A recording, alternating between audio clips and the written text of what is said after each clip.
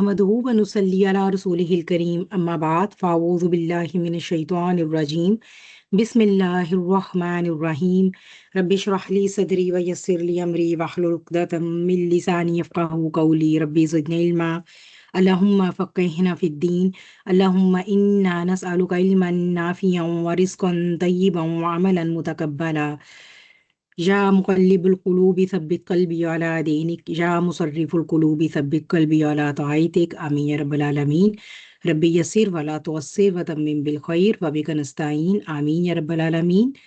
अल्लाह सुब्हानहू व तआला कुरान को हमारी ज़िंदगियों का, हमारे दिल का करार बहार और नूर बना दे, कब्र में हमारा बेहतरीन साथी, रोज़े क़यामत हमारे लिए शाफ़ी और हमें इस दुनिया में कुरान का साथी बनने की तौफ़ीक अता फ़रमाएँ आमीन या रब्बल आलमीन। सूरह आल इमरान की इख्तितामी आयात की तरफ हम हैं। 18वां रुकू हमारा आज शुरू होगा, ठीक है, चूँकि ये कंटिन्यूटी में चल रही थी आयात।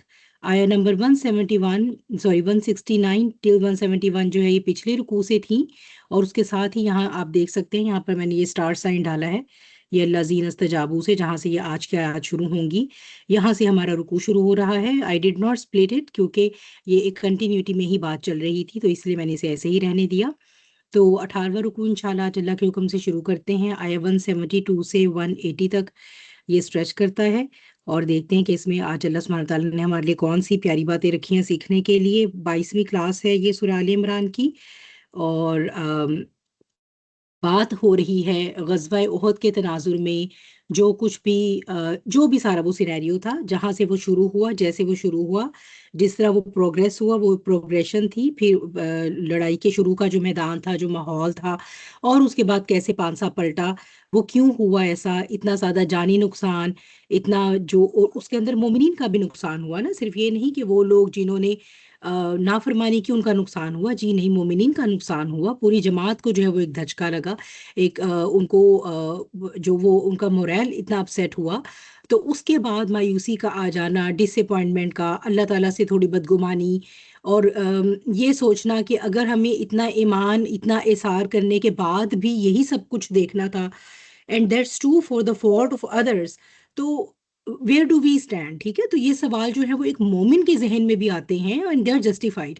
तो अल्लाह सुब्हानहू व तआला उसी सिनेरियो को लेकर जितनी भी कैटेगरी ऑफ आप कह लें मुस्लिमीन थी उसमें, उन सबको एड्रेस फरमा रहे हैं। मुनाफिकीन को तो खैर छांट के लहदा कर दिया गया और बता दिया गया कि तुम जो मर्जी करो, तो जो मर्जी बातें बनाओ, तुम इन्हें बेवकूफ़ कहो, तुम इन्हें इस बात से डराओ कि अगर तुम लोग ना जाते मदीने से निकल कर, अगर तुम लोग ये सफ़र इख्तियार ना करते तो तुम्हारी मौत ना आती। तो बहरहाल ना तो ऐसी चीज़ों से इंसान मौत को टाल सकता है, और ना ही आप वक्ती दुनिया का गेन हासिल करके कोई बहुत अक्लमंदी का फैसला कर रहे हैं, अगर आपने उसके बदले अपनी आखिरत को बेचा है। और फिर ये कि वो लोग जो ईमान के कमज़ोर हैं, लेकिन बहरहाल वो शऊरी निफाक नहीं अपनाए हुए, उन्हें बहुत सारे लेसन्स मिलते हैं। उनके ईमान को मजबूत करने के लिए बार बार अल्लाह सुब्हानहू व तआला ग़ज़वा बदर से भी एग्जाम्पल्स देते हैं कि देखो उस वक्त भी तो तुम्हारा नंबर कम था, उस वक्त तो तुम निकले भी नहीं थी मदीना से जंगी तैयारी के साथ, अब के तो तुम जंगी तैयारी के साथ निकले। अच्छा, तब फतह हो गई, फिर अब क्या हुआ? क्या अल्लाह के वादे में कोई झोल था? माज़अल्लाह सुम्मा माज़अल्लाह, ठीक है। तो ये सारी जितनी भी वो सिचुएशन से एक ऐसे कहना चाहिए, ये चाहिए, अगर हम इसे तावील आम में देखें, यानी आज अगर अपनी बात करें, तो हम जैसे जो हम कमज़ोर ईमान के मुसलमान हैं, जब हम पर कोई आजमाइश आती है, हम डेलिबरेटली तो अल्लाह सुब्हानहू व तआला की नाफरमानी नहीं करना चाहते, लेकिन हमारा जो हमारे दिल में जो गफलत की वजह से निफाक आ चुका है, उसकी वजह से हमारे दिल में ये जो खौफ डर आते हैं। तो सबसे ज़्यादा लेसन जो है वो हमारे जैसे ईमान वाले मुसलमानों के लिए हैं इसमें। और फिर ये कि वो मोमिनीन जो फिर अल्लाह के यहाँ जो है वो सौदा कर चुके अपनी तमाम सलाहियतों का, अपनी जान का, माल का, वक्त का, और उन्होंने ये कह दिया कि अल्लाह ताला हम टोटली आपके डिस्पोजल पर हैं, आप हमें जैसे मर्जी हुक्म दें, हम आपके गुलाम हैं। तो फिर उनके क्या दर्जात हैं और फिर उनका क्या मुकाम है, और वो फिर बात हो रही थी लास्ट टाइम उन लोगों की जिन्हें कहा गया है कि वो लोग जो अल्लाह के रास्ते में मारे जाएं। और मैंने आपको ये बताया था कि कुरान में जहाँ मैदानी जहाद में अल्लाह सुब्हानहू व तआला के मोमिनीन जो अल्लाह के बंदे लड़ रहे होते हैं, उनके लिए शहीद की टर्मिनोलॉजी इस्तेमाल नहीं की गई है, ठीक है, कुरान में नहीं की गई है। कुरान में उन्हें हमेशा कहा गया है वो लोग जो अल्लाह के रास्ते में कत्ल कर दिए गए, मार दिए गए, ठीक है। जैसे कि यहाँ पर भी आप देख सकते हैं कुतिलू फी सबीलिल्लाह, तो मैंने इसलिए यहाँ पर मकतूलीन फी सबीलिल्लाह का दर्जा رادر دین جو ہمارا عرف عام میں اردو میں جو ہم لفظ استعمال کرتے ہیں شہدا یا شہید، اس کے بجائے مجھے زیادہ پسند آیا، مجھے زیادہ اچھا لگا کہ ہم قرآن ہی کی ووکیبلری کو ریٹین کریں. تو مقتولین فی سبیل اللہ کا درجہ جو ہے وہ اللہ سبحانہ تعالیٰ کیا فرماتے ہیں کہ انہیں ان کے رب کے ہاں سے ان کا رزق جو ہے وہ کنٹینیوڈ ہے، اور وہ بہت اعلیٰ درجے کی زندگی ہے وہاں جس کا ہمیں شعور نہیں ہے. تو اس کے بارے میں نے آپ کو بہت سی احادیث بتائی تھی. ٹھیک ہے، عرش سے قندیلیں لٹکی ہوئی ہیں، یا پھر سبز رنگ کے پرندوں کے قالب میں ان کی روحیں ہوتی ہیں، وہ جنت میں جہاں سے چاہتی ہیں کھاتی پیتی ہیں، اور پھر یہ کہ وہ آ کر وہاں پر سما جاتی ہیں. واللہ عالم، اللہ تعالیٰ جانتے ہیں، عالم غیب کو ہم مکمل کمپریہنڈ تو نہیں کر سکتے، رادر کچھ بھی کمپریہنڈ نہیں کر سکتے، لیکن جو بھی ہمارے ذہن میں پکچر بنتی ہے ہمیں بس وہی سمجھ آتی ہے، لیکن وہ معاملات اس سے بہت اعلیٰ، بہت اونچے اور بہت پرے کے ہیں. تو کیوں اتنا اعلیٰ مقام؟ کیونکہ ظاہر سی بات ہے، اتنی زیادہ بڑی آزمائی سے گزارے گئے ہیں وہ، اس کے باوجود بھی انہوں نے اللہ سبحانہ و تعالیٰ سے کبھی شکوہ نہیں کیا، انہوں نے اللہ سبحانہ و تعالیٰ کی حکمت کو کویسچن نہیں کیا. ٹھیک ہے، ان کنٹریری ٹو جو ہم ہوتے ہیں کمزور ایمان کے، ہم کیا کہتے ہیں، ہمارے ساتھ ہی ایسا کیوں ہوا؟ ہوتا ہے نا. حالانکہ اکثر ہم میں سے بھی، ہم دیکھتے ہیں ارد گرد، ہم میں سے بھی بہت سے ایسے ہوتے ہیں جو صبر کے ساتھ گزرتے ہیں، لیکن بہرحال کہیں نہ کہیں ہماری زبانوں پہ یہ بات تو آ ہی جاتی ہے نا کہ اللہ تعالیٰ اب تو بہت لمبی ہوگی، ہمارے ساتھ ہی ایسا کیوں؟ جبکہ ہم نے کسی کی حق تلفی نہیں کی، ہم نے کچھ برا نہیں کیا. لیکن یہ وہ مومنین ہیں جن کا کچھ بھی نقصان ہو جاتا ہے، نو میٹر، ساری زندگی ہی ان کی جو ہے وہ قربانی میں گزرتی ہے، وہ ایک کے بعد دوسری قربانی دیتے ہیں بظاہر، جسے ہم دنیاوی نقصان سمجھتے ہیں. دے نیور کویسچن اللہ's حکمہ. وہ یہ کبھی نہیں کہتے کہ اللہ تعالیٰ یہ میرے ساتھ ہی کیوں ہو رہا ہے. ہاں یہ ضرور ہے کہ وہ یہ وزڈم اس میں سے ڈیرائیو کرنے کی کوشش کرتے ہیں کہ اس سے اللہ تعالیٰ مجھے سکھانا کیا چاہ رہے ہیں. ہو سکتا ہے کچھ اور ابھی لیسن ہے، ہو سکتا ہے کوئی اور میری کمزوری ہے، تو وہ آزمائش کے فلسفے کو پا جاتے ہیں. ٹھیک ہے، تو اللہ تعالیٰ کیا کہتے ہیں، وہ خود بھی خوش ہیں جو انجام انہیں دیا گیا، اور انہیں یہ بتا دیا گیا ہے کہ ان کے جو فلاں فلاں مومنین بھائی ہیں ابھی پیچھے، ابھی وہ دنیا ہی میں ہیں، وہ بھی انہی کے نقش قدم پر چلتے ہوئے ان تک آ ملیں گے. تو ان کے لیے یہ ایک آپ کہہ لیجئے کہ دوہری خوشی کا مقام ہے، اپنے بارے میں بھی خوش ہیں اور اپنے ان ساتھیوں کے بارے میں بھی خوش ہیں جنہوں نے ابھی انہیں جوائن کرنا ہے. اور یہ کہ ان کے لیے وَلَا خَوْفٌ عَلَيْهِمْ وَلَا هُمْ يَحْزَنُونَ، کوئی خوف اور کوئی حزن پھر نہ ان پر ہوگا اور نہ ہی ان مومنین پر جو ان کے بعد آئیں گے. تو اس کے ضمن میں ہم نے کافی تفصیل سے جو وہ احادیث بھی دیکھی، تھوڑا سا ریکیپ میں نے آپ کے لیے کیا.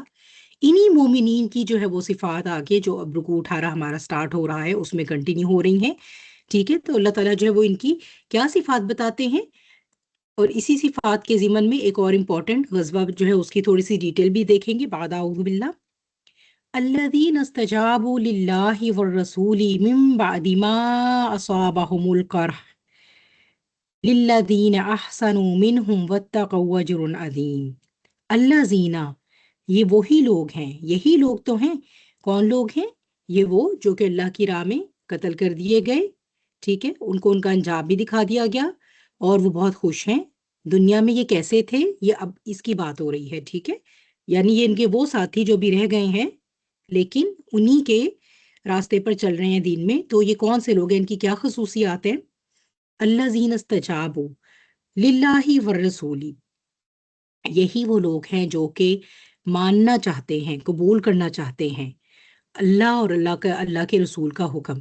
ٹھیک ہے، یعنی جو کچھ بھی اللہ اور اللہ کا رسول انہیں حکم دیتے ہیں یہ اسے قبول کرتے ہیں. من بعد ما اصابہم القرح، اس کے بعد کہ انہیں جو ہے وہ کرح پہنچی. ٹھیک ہے، اس کے بعد کہ انہیں وہ شدید زخم لگے. یعنی کون سے زخم لگے، چیٹ میں جلدی سے ٹائپ کریں. ٹھیک ہے، جس کے بیک گراؤنڈ میں ہم یہ ساری باتیں سیکھ رہے ہیں. تو یہ کون سی جنگ کے زخم ہیں؟ اب یہ تو خیر بہت ہی میں نے بیسک سوال کر دیا، چلیں خیر پھر بھی چیٹ میں آپ ٹائپ کر دیجئے. للذین احسنوا منہم، ٹھیک ہے، ان لوگوں کے لیے جنہوں نے ایکسیلنس اختیار کر لی ہے ان میں سے، یعنی جو اب بالکل پیک پر پہنچ گئے ہیں. واتقوا، اور انہوں نے تقوی اختیار کیا، تقوی کے راستے ہوتے ہوئے وہ ایکسیلنس تک پہنچ چکے ہیں. اجر عظیم، ان کے لیے اجر عظیم ہے. ٹھیک، یعنی کیا وتیرہ تھا ان لوگوں کا جنہیں اللہ سبحانہ و تعالیٰ نے اتنا لافٹی سٹیٹس دیا ہے. جی رابعہ، غزوہ احد. ٹھیک ہے، تو یہ کیسے تھے؟ اب جو شہید ہو گئے ہیں نا وہ تو شہید ہو گئے ہیں نا، لیکن اگر وہ بھی ہوتے ان کا بھی یہی وتیرہ ہوتا، وہ بھی یہی کرتے. ٹھیک ہے، اور جو بھی رہ گئے ہیں پیچھے زخمی ہیں ابھی شہید نہیں ہوئے ہیں اور ڈیموٹیویٹڈ بھی ہیں، ٹھیک ہے، اندر سے دل جو ہے وہ بہت بوجھا ہوا بھی ہے، بہت بوجھ بھی محسوس کر رہا ہے دل. چلیں اپنے لیے نہیں، دین کے کاز کے لیے کر رہا ہے کہ ہم نے کتنی زیادہ محنت کی، کیسے ہم نے اپنے نبی کا ساتھ دینے کے لیے اپنے رسول کے ساتھ ہم کھڑے ہوئے، اور کچھ لوگوں کی بے وقوفی یا کچھ لوگوں کے ایمان کی کمزوری یا کچھ لوگوں کا نفاق ہے جس کی وجہ سے ہم نے بھی اس نقصان اٹھایا. ہمارے اتنے جید صحابہ شہید ہوئے، ہمارے مومنین شہید ہو گئے، ٹھیک ہے، ایک کلیکٹیو دکھ ہے نا انہیں سارا. اس کے باوجود ان کا کیا حال ہے کہ جیسے ہی انہیں کہا گیا کہ اٹھو اور اگلے مارکے کے لیے جو ہے وہ روانہ ہونا ہے، تو انہوں نے یہ نہیں کہا کہ نہیں بس اب ہماری ہمت نہیں، اب ہم سے نہیں اور دیکھا جاتا، ہم نے تو دین کے لیے اتنی قربانی دی تھی، کیا یہ دن دیکھنے کے لیے دی؟ کیا یہ کہ اتنا نقصان ہوتا؟ کیا ہماری طرف کیا ہے اللہ کے رسول، ہم نے کوئی کوتاہی کی تھی؟ کیا ہماری کوششوں میں کوئی کوتاہی تھی؟ نہیں، انہوں نے یہ نہیں پوچھا. انہوں نے نہیں کہا، انہوں نے یہ نہیں کہا کہ اللہ کے رسول ہمیں 2-4 دن دے دیں کہ آخر ہم تھوڑا سا اپنے آپ کو ایموشنلی ہی جو ہے وہ بلڈ اپ کر لیں، پھر ہم چلے جاتے ہیں. ہمیں لڑائی سے، ہمیں اللہ کی راہ میں جان دینے سے کوئی وہ نہیں ہے، کوئی عذر نہیں ہے، بس ہم بہت ہی ڈاؤن ہیں. ٹھیک ہے، یہ ہے ایمان کا وہ درجہ جو بہت کم انسانوں کو نصیب ہوتا ہے، بہت ہی کم انسانوں کو نصیب ہوتا ہے. کیوں، کیا بات ہے؟ اب اگر ہم اس کو طویل عام میں لے آئیں، ٹھیک ہے، اپنے اوپر اپلائی کریں تو کیا ہوتا ہے؟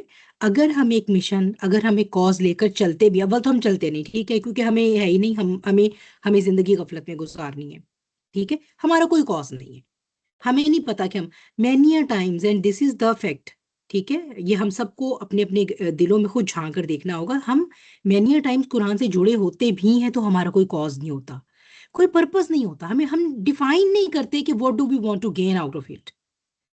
بس ٹھیک ہے، ہو رہا ہے کچھ، اس کو جوائن کر لیا، کچھ وہاں ہو رہا ہے اس کو بھی جوائن کر لیا، کچھ ادھر، تھوڑی سی دل کو تسلی ہے کہ چلو ہم قرآن کے ساتھ جڑے ہوئے ہیں.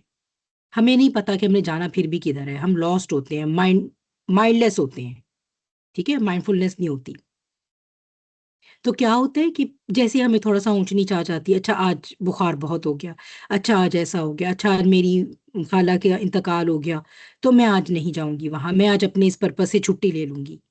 تو ہمارے یہ لیول ہیں ایمان کے، ٹھیک ہے. یہ وہ لوگ ہیں جن کا کوئی ذاتی نقصان نہیں ہوا، انہیں دین کا جو نقصان ہوا غزوہ احد میں منافقین کے طرز عمل کی وجہ سے، اس کی وجہ سے وہ ڈس ہارٹنڈ ہیں، اس کی وجہ سے وہ زخمی ہیں. اور آپ یہ دیکھیے کہ رسول اللہ صلی اللہ علیہ وسلم خود کتنے انہیں زخم آئے ہیں، دندانے مبارک نہ صرف ٹوٹے بلکہ دھس گئے اندر، خون رکنے میں نہیں آتا تھا. اس کے باوجود یہ وہ لوگ ہیں جو یہ نہیں کہتے کہ نہیں ہمیں تھوڑا سا بس اتنا ہی دے دیں بریک، کہ ہمارے تھوڑے زخم تو بھر جائیں تاکہ ہمارے اندر پوری توانائی قوت آ جائے، ہم پھر جا کر لڑیں گے آپ کے. ہم تو تیار ہیں اپنی جان قربان کرنے کے لیے، لیکن اللہ کے نبی ہمیں تھوڑا سا وقت دے دیجئے کہ ہم چلنے کے قابل تو ہوں.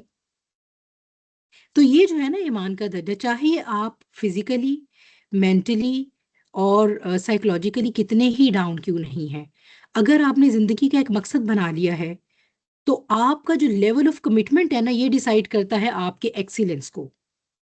آپ کا لیول آف کمٹمنٹ ڈیسائیڈ کرے گا کہ آپ ایکسیلنس اچیو کر سکیں گے کہ نہیں. اگر وہ آپ کے لیے ایک ایسے روٹین کا معاملہ ہے، ٹھیک ہے، جب دل کیا ہو گیا کر لیا، جب نہیں چلے ٹھیک ہے، آج ذرا موڈ نہیں ہے، آج نزلہ زکام ہے، آج فلائیں، چلو آج سے یہ، چلو آج کر لیتے ہیں یہ کام. اگر تو اس طرح ہے تو بس پھر ٹھیک ہے، پھر وہ میڈیوکر یا بلو ایوریج بن کر آپ زندگی گزار کر اس دنیا سے چلے جائیں گے. اگر آپ یہ چاہتے ہیں کہ آپ کا شمار دنیا میں محسنین میں ہو، ان لوگوں میں ہو جو ایکسیلنس کے ساتھ زندگی گزارتے ہیں، اور آخرت میں سابقون اولون میں ہو، پھر آپ کو کمٹمنٹ شو کرنی پڑے گی. پھر کمٹمنٹ، اور وہ کمٹمنٹ اس کے سامنے کوئی بھی عذر نہیں آئے گا، کوئی عذر نہیں آئے گا. پھر بیماری ہے، پھر جو ہے وہ چاہے بیبی برتھ ہوئی ہے، جو مرضی ہوا ہے، لیکن یہ کہ آپ کو یہ پتا ہے کہ میں نے ایک کاز کمٹ کیا اور میں نے اب میں اس کو اب لے کر چلوں گا، چاہے اب یہ میری جان مانگے یہ کاز، اور چاہے مجھے کچھ بھی قربانی دینی پڑے. تو یہ وہ لوگ ہیں. یہاں پر بات ہو رہی ہے بیسیکلی غزوہ حمراء الاسد کی. تو ہوا ایسے تھا کہ غزوہ احد میں جب وہ سارا پانسا پلٹا اور مسلمانوں کو شکست دے کر جو کچھ بھی انہوں نے مشرکوں نے کرنا تھا وہ کرنے کے بعد جب وہ میدان جہاد سے، بہرحال پھر بعد میں اللہ تعالیٰ نے اینڈ پر دوبارہ مسلمانوں کو یہ طاقت دی کہ وہ مجتمع ہوئے اور انہوں نے پھر ان کو جو ہے وہ میدان جنگ سے بہرحال بھگایا. تو وہ جب چلے گئے، جب چلے گئے کافی منزل دور، اور یہ اگلے دن کی تقریباً بات ہے، تو انہیں راستے میں جو ہے وہ اس بات پر بہت ہی ندامت اور افسوس ہوا کہ ہم اتنے قریب تھے اپنے اس مقصد کو حاصل کرنے میں کہ ہم محمد صلی اللہ علیہ وسلم اور ان کے ساتھیوں کو دیر اینڈ دن ختم ہی کر دیتے، بلکہ ہم ان کے پیچھے پیچھے مدینے تک جاتے اور جو مدینے میں بھی تھے ان کو بھی ختم کر آتے. اتنا گولڈن چانس تھا ہمارے پاس، تو ہم نے ایسا کیا کیوں نہیں؟ ٹھیک ہے. تو یہ جو ہے وہ بیسیکلی اسے کہا جاتا ہے غزوہ حمراء الاسد. جب نبی کریم صلی اللہ علیہ وسلم کو اس بات کی خبر ہوئی تو آپ نے مسلمانوں کو ان کا تعاقب کرنے کا حکم دے دیا. ٹھیک ہے. اور یہ اگلے ہی دن کی بات ہے، غزوہ احد سے اگلے ہی دن ایسا، یعنی وہ لوگ ٹریول کر کے جا رہے تھے، ظاہر سی بات ہے اس وقت ٹرینز اور ایروپلینس ہوتے نہیں تھے کہ یہاں سے بیٹھیں گے تو 2-3 گھنٹوں میں مکہ پہنچ جائیں گے. جی نہیں، وہ ظاہر سی بات ہے جو بھی ان کا اونٹوں پہ گھوڑوں پہ سفر تھا تو اس میں بھی ان کو دن لگنے تھے. تو اگلے دن انہیں بہرحال جہاں وہ پہنچے وہاں انہیں خیال آیا کہ ہم کیوں نہ لوٹ چلیں اور یہ کام جو ہے وہ بھی اس کو پورا انجام ہی دے لیں. ٹھیک ہے. لیکن یہ کہ جیسے ہی نبی کریم صلی اللہ علیہ وسلم کو اس کی خبر ہوئی تو آپ نے اگلے ہی دن جو ہے وہ منادی کرائی کہ اٹھو، کمر کسو دوبارہ اور ان کا تعاقب کرو. ٹھیک ہے. وہ کیوں؟ تاکہ انہیں یہ بتایا جائے کہ ایک بندہ مومن زخمی بھی ہو سکتا ہے، اپنے ہاتھ پیر بھی کٹوا سکتا ہے، اپنی جان بھی دے سکتا ہے، لیکن جب اسے اللہ کی کال آ جائے تو پھر وہ پیچھے نہیں بیٹھ سکتا. پھر وہ یہ نہیں کہے گا کہ نہیں میں یہ نہیں، میں یوں نہیں، مجھے یہ ہے، مجھے وہ پرابلم نہیں. یہ اس کی ڈکشنری میں ہے ہی نہیں. تو پھر آپ نے یہ کہ تاکہ ان کے اوپر اس بات کا روب ہو جائے کہ مسلمانوں میں ابھی بھی جو ہے وہ دم خم اور قوت باقی ہے. اور ہاں، مسلمان اس قسم کے ٹھیک ہے نقصانات تو ہوتے ہیں، نقصان سے گزرتا ہے مومن، لیکن بہرحال وہ ہمت نہیں ہارتا. وہ بھی اس وقت پہ جب اللہ اور اللہ کے رسول کی کال آ جائے، نو وے. تو یہ جو ہے ان کو دکھانے کے لیے تاہم، لیکن یہ کہ آپ نے اس میں، یعنی یہ جو غزوہ حمراء الاسد کا جو ہوا، تو آپ نے اس میں صرف انہی لوگوں کو شرکت کی اجازت دی جنہوں نے غزوہ احد میں شرکت کی تھی. کیونکہ آپ کو پیچھے ہم کتنا زیادہ پڑھ کر آئے نا کہ وہ منافقین جو ہیں وہ تو بیٹھے ہی رہے، اکثر تو بیٹھے رہے، اور باقی وہ جو عبداللہ بن ابی کے ساتھ تھے آدھے راستے واپس آ گئے، تقریباً وہاں پہنچ کر میدان جنگ سے وہاں سے واپس آ گئے. اور پھر وہ اگلے دن جب یہ کہنے لگے کہ ہاں ہم تو بھئی بہت ایسے، ہم تو ویسے تھے، تو آپ نے لیکن پھر تب ان کو اجازت نہیں دی تھی اس کا حصہ بننے کی. البتہ حضرت جابر بن عبداللہ رضی اللہ عنہ جو غزوہ احد والے دن نہیں نکل سکے تھے، آپ نے صرف ان کے لیے یہ ایگزیمشن کی تھی کہ آپ نے انہیں اجازت دی. اور وہ کیوں دی؟ اس میں یہ کہ صحیح بخاری سے جو ہے وہ حضرت عائشہ رضی اللہ عنہ کی جو ہے وہ یہ حدیث جو ہے وہ حدیث ہے کہ نہیں، سوری، یہ اس میں جو ہے وہ ابن اسحاق سے جو ہے نا، وہ ہمارے جو سلف صالحین امام ہیں، وہ یہ بتاتے ہیں کہ غزوہ احد 15 شوال ہفتے کے دن پیش آیا، اور اگلے دن یعنی 16 شوال کو نبی کریم صلی اللہ علیہ وسلم نے منادی کی کہ دشمن کا تعاقب کرنا ہے. ٹھیک ہے. اور ساتھ ہی اس میں یہ بھی کہا کہ اس تعاقب میں ہمارے ساتھ صرف وہی شامل ہوگا جو کل غزوہ احد میں ہمارے ساتھ تھا. تو حضرت جابر بن عبداللہ رضی اللہ عنہ یہ سن کر جو ہے وہ آپ کے پاس آئے اور کہنے لگے کہ اللہ کے رسول، میرے والد، یعنی ان کے والد اصل میں غزوہ احد والے دن چلے گئے تھے نا، تو اسی لیے حضرت جابر نہیں جا سکے کیونکہ ان کے والد انہیں یہ کہہ کر گئے تھے کہ پیچھے تمہاری 7 بہنیں ہیں. ٹھیک ہے. تو انہوں نے یہی انہوں نے نبی کریم کو بھی جب بتایا کہ میرے والد جو ہے وہ خود کل تو چلے گئے، اور انہوں نے کہا کہ مجھے 7 بہنوں پر تم کفیل ہوگے، تو لہٰذا تم پیچھے ٹھہرو گے اور میں جاؤں گا. اور وہ ان کے والد غزوہ احد میں شہید ہو چکے تھے ایک دن پہلے. اور انہوں نے پھر یہ بھی کہا، یعنی ان کے والد نے ان کو یہ نصیحت کی کہ اے بیٹے، اے لختے جگر، ہمیں ان خواتین کو بغیر مرد کے نہیں چھوڑنا چاہیے. یعنی میری 7 بہنیں ہیں، خود وہ چلے گئے اور مجھے ان پر کفیل چھوڑ گئے، یہ کہتے ہوئے کہ ہمیں خواتین کو بغیر مرد کے نہیں چھوڑنا. ویسے میں رسول اللہ صلی اللہ علیہ وسلم کے ساتھ جہاد کرنے پر کسی شے کو ترجیح نہیں دیتا. یعنی وہ ایک دن پہلے نہیں جا سکے تھے، ان کا دل بہت تھا، لیکن چونکہ ان کے والد نے انہیں نصیحت کی تھی تو وہ ٹھہر گئے. ان کے والد خود گئے اور وہ شہید ہو گئے. بہرحال نبی کریم صلی اللہ علیہ وسلم کو یہ تو پتہ چل گیا کہ یہ گھرانہ ایسا ہے جن کی نیت، جن کا جذبہ یہ ہے کہ ہم جہاد میں حصہ لیں. تاہم ایک مرد انہوں نے پیچھے چھوڑا اور ایک مرد خود چلے گئے. تو انہوں نے پھر حضرت جابر کو بھی اس دن غزوہ حمراء الاسد جو ہے وہ اس میں شرکت کرنے کی انہیں اجازت دے دی. اس میں جو ہے وہ امام ابن ابو حاتم جو ہیں وہ اکرمہ کی روایت کو وہ بیان کرتے ہیں کہ جب مشرکین غزوہ احد سے واپس آ رہے تھے تو کہنے لگے کہ تم نے نہ تو محمد صلی اللہ علیہ وسلم کو قتل کیا اور نہ مسلمانوں کی دوشیزگان کو اپنے پیچھے سواریوں پر بٹھا کر لائے ہو. یعنی یہ کہ اگر ان کو پورا فالو کرتے تو نہ صرف یہ کہ ان کے لیڈر کو ہم ختم کر سکتے تھے، بلکہ یہ کہ ہم مدینے سے ان کو وہ جیسے غلام اور باندیا بنا کر لانا، یہ تو اسلام سے پہلے کا تھا نا سارا رواج ان کا. تو ہم نے نہ ان کے غلام اور باندیا وہاں سے ہم نے اکٹھے کی، تو تم نے بہت برا کیا، لہٰذا تم لوٹ جاؤ. نبی کریم صلی اللہ علیہ وسلم نے جب اس خبر کو سنا تو آپ نے مسلمانوں کو بلایا اور مسلمانوں نے آپ کے حکم پر لبیک کہا. یہ ہیں وہ لوگ جو جنگ میں زخمی ہیں، ابھی ایک دن بھی پورا نہیں گزرا، 24 گھنٹے بھی نہیں گزرے، اور لیکن انہوں نے کیا کہا؟ لبیک. یہاں تک کہ پھر وہ آپ صلی اللہ علیہ وسلم کے ساتھ ہمراہ الاسد تک آئے. اور لیکن یہ ہے کہ جو مشرکین تھے بہرحال وہ پھر ابو سفیان کی قیادت میں انہوں نے پھر اپنا ارادہ بدل لیا، اور انہوں نے یہ کہا کہ کوئی بات نہیں، اب اس دفعہ تو چلتے ہیں واپس، کیونکہ وہ کافی زیادہ آلریڈی ٹریول کر کے آ چکے تھے آگے مکے کی طرف. تو انہوں نے پھر یہ کہا کہ ٹھیک ہے، ابھی اس سال رہنے دیتے ہیں اور اگلے سال دوبارہ آئیں گے. تو اگلے سال جو ہے وہ پھر ہم ان کے ساتھ جو ہے وہ ایک مارکا کن جو ہے وہ ایک جو ہے وہ فیصلہ کن مارکا کریں گے. ٹھیک ہے، تو اسے کہتے ہیں غزوہ ہمراہ الاسد. اور غزوہ ہمراہ الاسد میں بہرحال پھر لڑائی نہیں ہوئی تھی، نبی کریم صلی اللہ علیہ وسلم وہاں پر تشریف لے گئے تھے اس مقام پر، ہمراہ الاسد کے مقام پر.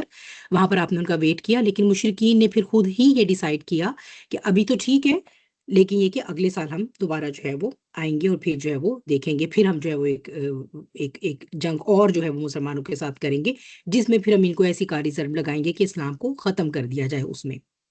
تو اس میں لیکن اصل جو آزمائش ہو رہی تھی وہ کیا ہو رہی تھی کہ یہ مومنین جو ابھی ابھی ایک بہت بڑے صدمے سے بھی گزرے ہیں، جسمانی نقصان بھی ہوا، مالی بھی ہوا، ایمان کو بھی بہت بڑا ایک دھچکا لگا ہے، ٹھیک ہے، اور مورلی بہت ڈاؤن ہے، انہیں اب کال اگلے ہی دن دوبارہ دے دی جاتی ہے. تو ان میں جو واقعی اب مومنین تھے، جو واقعی اب ایکسیلنس تک چلے گئے ہیں، جنہوں نے اپنے تقوی کو اپنے دل کے اندر کلٹیویٹ کیا ہے ہر روز، ٹھیک ہے، تقوی کی زندگی گزارنے کی کوشش کی ہے، تو وہ للذین احسنوا منہم، وہ لوگ ہیں، وہ جو ان سب میں سے بھی، ان مومنین میں سے بھی، وہ جو اب اسپیشلائز ہو چکے ہیں. ٹھیک ہے، کیونکہ میں نے آپ کو بتایا ہے کہ کیسے درجہ ایمان تقوی سے سٹارٹ ہوتا ہے، تقوی اور ایمان، ٹھیک ہے، اور پھر جو ہے وہ اس کے بعد احسان. تو احسان جو ہے وہ پھر سب سے اوپر کا درجہ آ جاتا ہے آپ کا جو اللہ کے ساتھ تعلق ہے اس میں. تو ان میں سے بھی وہ لوگ جو مومنین میں سے بھی جو اسپیشلائز ہو چکے ہیں، جو اب محسنین بن چکے ہیں، ایکسیلنس اختیار کر چکے ہیں، یہ وہ لوگ ہیں جن اس حال میں بھی جب یہ کہا گیا کہ آؤ اب جنگ کی طرف، تو انہوں نے کہا کہ لبیک، اور یہ تقوی کے بغیر ممکن نہیں. ٹھیک ہے، تو اگر میں نے آپ کو بتایا ہے کہ قرآن سے اگر آپ ایک چیز بھی لے کر جا سکیں تو وہ چیز کیا ہوگی؟ جلدی سے چیٹ میں ٹائپ کریں. ہر وقت ہم یہی ہر لیسن میں یہ بات کرتے ہیں. سورہ مائدہ تھی تو اس میں بھی یہ بات کی، سورہ آل عمران ہے تو اس میں بھی، کوئی بھی سورت اٹھا لیں گے قرآن کی تو ایک ہی بات ہوگی. کیا بات ہوگی؟ تقوی. جی قبل، جزاک اللہ خیر. ٹھیک ہے، قلب. ٹھیک ہے، سب سے پہلے جیسے ہی ہم قرآن پڑھتے ہیں ہمارے اندر ہمیں احساس ہوتا ہے کہ ہمیں کچھ ٹھیک کرنا ہے، سب سے پہلے کہاں جھانکنا ہے؟ قلب میں. ٹھیک ہے، جیسے ہی ہمیں فوراً مائنڈفلنس آتی ہے قرآن سے، غفلت سے ہم نکلتے ہیں، اپنے قلب میں جھانکنا ہے. قلب میں جھانکتے ساتھ ہی سب سے پہلا سوال ہوگا، کیا میرے دل کے اندر، کیا میرے قلب میں تقوی ہے؟ اگر تو تقوی نہیں تو انا للہ و انا الیہ راجعون. But the good thing is کہ اللہ نے ہمیں توفیق دے دی کہ ہم دیکھیں، ٹھیک ہے، اور اس کے اوپر کام شروع کرنے ڈے اینڈ نائٹ. اگر تقوی ہے تو اس کی حفاظت کرنی ہے، اس کو بڑھانا ہے، اس کو بڑھانا ہے. کیا یہ میرا تقوی جو ہے اس کے ساتھ میرا ایمان اب کس لیول پہ ہے؟ ٹھیک ہے، تقوی اور ایمان side by side, hand in hand چلیں گے. ٹھیک ہے، تقوی ہوگا، ایمان جتنا تقوی ہوگا اتنا ایمان روشن ہوگا.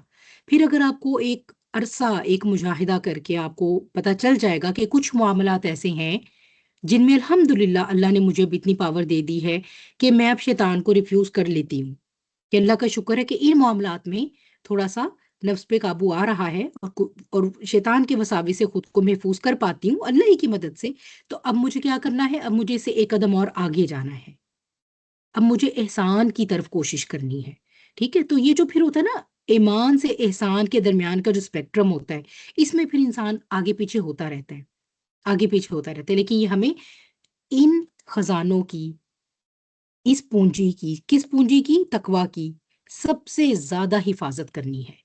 ٹھیک ہے، یہ جو تجوری ہے قلب کی، اس کے اندر جو پونجی آپ نے لاکر میں بند کی ہے تقوی کی، اس کی سب سے زیادہ دنیا میں آپ سے کچھ لوٹ جائے، کچھ بھی چلا جائے، غم نہ کریں، تقوی نہیں رہا نا دل میں، تو فوراً جو ہے وہ رونا شروع کر دیں کہ اللہ تعالیٰ میری سب سے زیادہ قیمتی متاع لوٹ گئی ہے، مجھے اس کو واپس کریں اور اب بڑھائیں بھی اسے، میرے لیے برکت بھی ڈالیں، ٹھیک ہے؟ چلے آگے چلتے ہیں پھر، ورنہ تقوی کے اوپر بات شروع کریں گے تو وہ بہت بڑی بات ہو جائے گی، زیادہ لمبی ہو جائے گی۔ ان کے لیے اجر عظیم ہے۔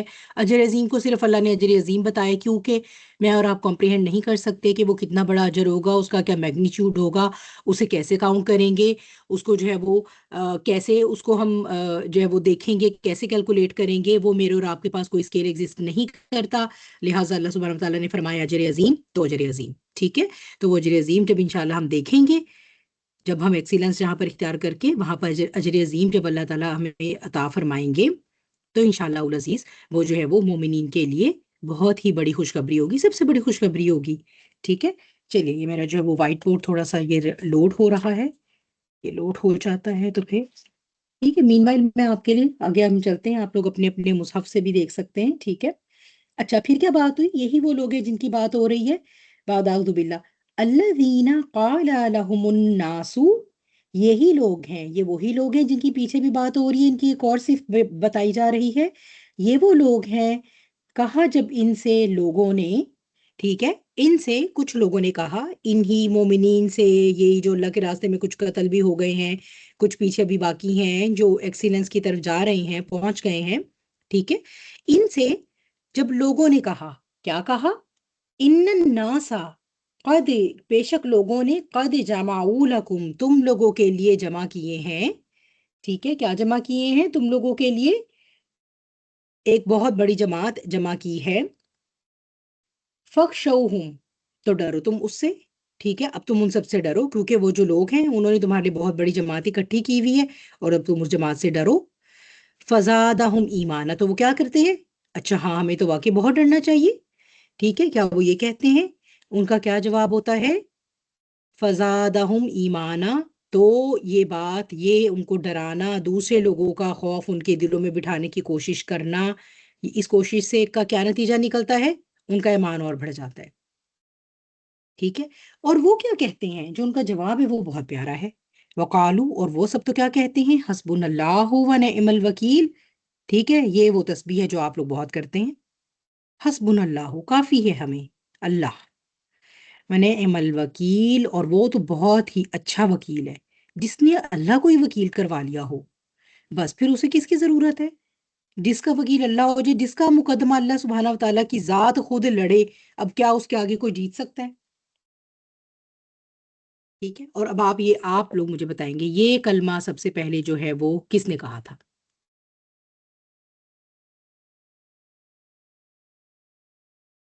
حضرت ہاں جی، حضرت ابراہیم علیہ السلام نے۔ حضرت ابراہیم علیہ السلام نے، بالکل ٹھیک ہے، چلیں ماشاءاللہ۔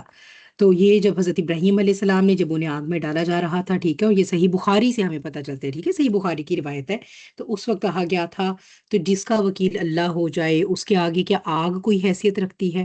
اس کا دشمن آگ بھی ہو، اسے ضرر پہنچانے کے لیے سامنے آگ بھی ہو تو کیا ہو جاتی ہے؟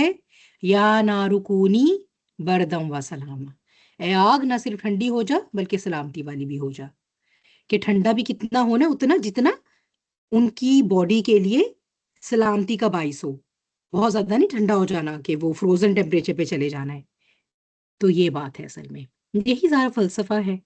تو یہی وہ لوگ ہیں جنہوں نے اپنے باپ حضرت ابراہیم علیہ السلام کے ہی اسوا کو، جیسے جب ان پر مشکل آئی تو انہوں نے کیا کہا؟ حسبنا اللہ و نعم الوکیل، تو اسی طرح جب انہیں یہ ڈرایا جاتا ہے، ٹھیک ہے، حضرت ابراہیم کے خلاف کیا تھا؟ آگ کا اتنا بڑا الاؤ، ٹھیک ہے، لوگ تو تھے ہی تھے، آگ کا بہت بڑا الاؤ بھی انہوں نے جو ہے وہ روشن کر دیا ہوا ہے، تو اسی طرح جب انہیں یہ بتایا گیا کہ تمہارے خلاف تو بہت بڑی فوج جمع کر لی ہے، ڈرو، تو وہ کیا ڈرتے ہیں؟ وہ تو کہتے ہیں حسبنا اللہ، جس جو یہ کہہ دے حسبنا اللہ میرے لیے اللہ کافی ہے، تو اسے پھر اس کا دشمن بلکہ جتنا بڑا ہوگا اس کا ایمان اتنا ہی بڑھ جائے گا، کیونکہ اسے یہ معلوم ہے کہ جتنا بھی بڑا ہوگا میری طرف اللہ کی مدد آئے گی، بڑے سے بڑا دشمن ختم ہوگا، بلکہ جو دیکھنے والے ہوں گے، مشاہدہ کرنے والے ہوں گے، ان کا بھی اللہ کی ذات پر ایمان ہوگا، اس کا ایمان تو ہے، اس کا ایمان تو اور بڑھے گا، لیکن یہ ایک فائدہ کیا ہے کہ جب یہ واقعہ وقوع پذیر ہوگا تو دیکھنے والے کو بھی نظر آ جائے گا. ٹھیک. اچھا اس میں جو ہے نا دو آ رہا ہے کہ یہ جو ایک بہت بڑی فوج تمہارے خلاف جمع ہوئی ہے. ایک تو یہ کہ غزوہ حمراء الاسد کے بارے میں ہی یہ بات کہی جاتی ہے کہ اسی وقت جب وہ اکٹھے ہوئے ہیں مشرکین اور انہوں نے ارادہ کیا تو بہرحال جب نبی کریم صلی اللہ علیہ وسلم نے اپنے اصحاب کو اگلے دن یہ کہا کہ ہمیں چلنا ہے کیونکہ وہ ان کے ارادے ایسے ہیں کہ وہ کہیں واپس آ کر دوبارہ حملہ کرنا چاہتے ہیں. ٹھیک ہے. تو اسی موقع پر یہ بات ہوئی. ٹھیک. لیکن جو ہے وہ ایک دوسری جو رائے ہمیں ملتی ہے وہ یہ ہے کہ یہ ایکچولی 1 سال کے بعد، کیونکہ ہوا یہ تھا کہ جو جب یہ جا رہے تھے نا اس سے احد سے واپس ہوتے ہوئے، تو ابو سفیان نے مسلمانوں کو اس وقت ایک چیلنج دیا تھا کہ ہم اگلے سال بدر کے مقام پر تمہارے سے دوبارہ انکاؤنٹر کریں گے. ٹھیک ہے. اگلے سال بدر پر تمہارا ہمارا دوبارہ مقابلہ ہوگا. اسے بدر صغرا بھی کہا جاتا ہے. ٹھیک ہے. یعنی چھوٹی بدر. پہلی بدر، پہلا تو وہ تھا جو غزوہ بدر ہوا، وہ پلانڈ نہیں تھا نا، تو بہرحال وہ ہوا. دوسرا یہ تھا جو کہ اس نے یہ کہا کہ بھئی ٹھیک ہے اسے بدر ثانی بھی کہا جاتا ہے اور بدر صغرا بھی کہا جاتا ہے. اچھا کہ آئندہ جو ہے وہ یہ ہمارا وعدہ ہے کہ ہم جو ہے وہ آئندہ سال پر، آئندہ سال ہوا یہ کہ مکے میں قحط کا سال تھا اور کچھ یہ جو مشرکین تھے ان لوگوں کا مورال ڈاؤن تھا اور ان کے حوصلے نہیں ہو رہے تھے نکلنے کے. ٹھیک. اب یہ کہ جب وہ وعدے کا وقت قریب آیا تو ان کو نہیں، ان کی ہمت ہی نہیں بندھی. اب یہ ہے کہ انہوں نے یہ کیا کیا، پہلو بچانے کے لیے یا اپنے آپ کو سیف کرنے کے لیے انہوں نے ایک قافلہ بھیجا اور اس قافلے کا ایک سردار تھا، جو بھی وہ شخص تھا، اس کو یہ کہا کہ تم مدینے پہنچ کر مسلمانوں میں یہ خبریں مشہور کرو کہ اس سال تو قریش جو ہے وہ بہت بڑا لشکر جمع کر کے آ رہے ہیں تم لوگوں پر حملہ کرنے کے لیے بدر کے مقام پہ، اور یہ کہ وہ اتنا بڑا لشکر ہے کہ جس کا مقابلہ تمام عرب میں کوئی نہیں کر سکتا. یعنی آپ چاہے مدینے کے بھی سب لوگ اکٹھے ہو جائیں اور بھی قبیلے اپنے ساتھ ملا لیں، لیکن یہ کہ وہ بھائی بہت بھاری تیاری اور بہت بھاری نفری کے ساتھ آ رہے ہیں. یعنی کرنا کیا چاہ رہے تھے وہ، جسے آپ کہتے ہیں نا کہ سائیکولوجیکل وارفیئر. اب جو ہے وہ مورائل اپنا نہیں ہے نکلنے کا، اب ہمت اپنی نہیں ہو رہی لڑنے کی، لیکن کیا کر رہے ہیں کہ ہم پہلے سے ہی ایک پروپیگنڈا وار شروع کر دیتے ہیں جس سے ہوگا یہ کہ مسلمانوں کا حوصلہ پست ہو جائے گا. انہیں جب ڈرایا جائے گا تو کیا ہوگا کہ وہ نکلیں گے ہی نہیں. تو اس طرح ہوگا کیا کہ ریپوٹیشن مسلمانوں کی سر پر یہ آ جائے گی کہ یہ نہیں نکلے ڈر کے مارے. ٹھیک ہے.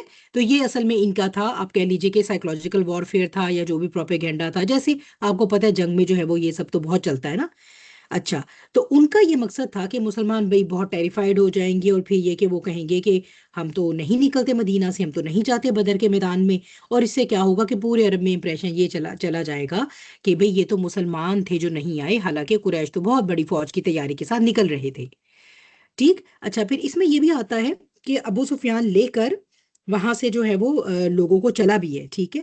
بہرحال جب یہ اعلان مسلمانوں میں ہوا تو اس کا کوئی ایسا اثر مسلمانوں پر ہوا نہیں. مسلمانوں نے کیا کہا، انہوں نے کہا حسبنا اللہ و نعم الوکیل، اپنی تیاری کی اور نبی کریم صلی اللہ علیہ وسلم کی میت میں بدر کے میدان کی طرف چل پڑے.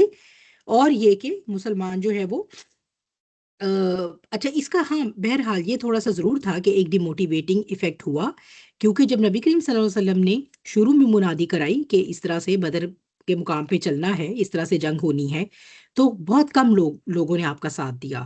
اگلے سال کی بات ہو رہی ہے. ٹھیک ہے.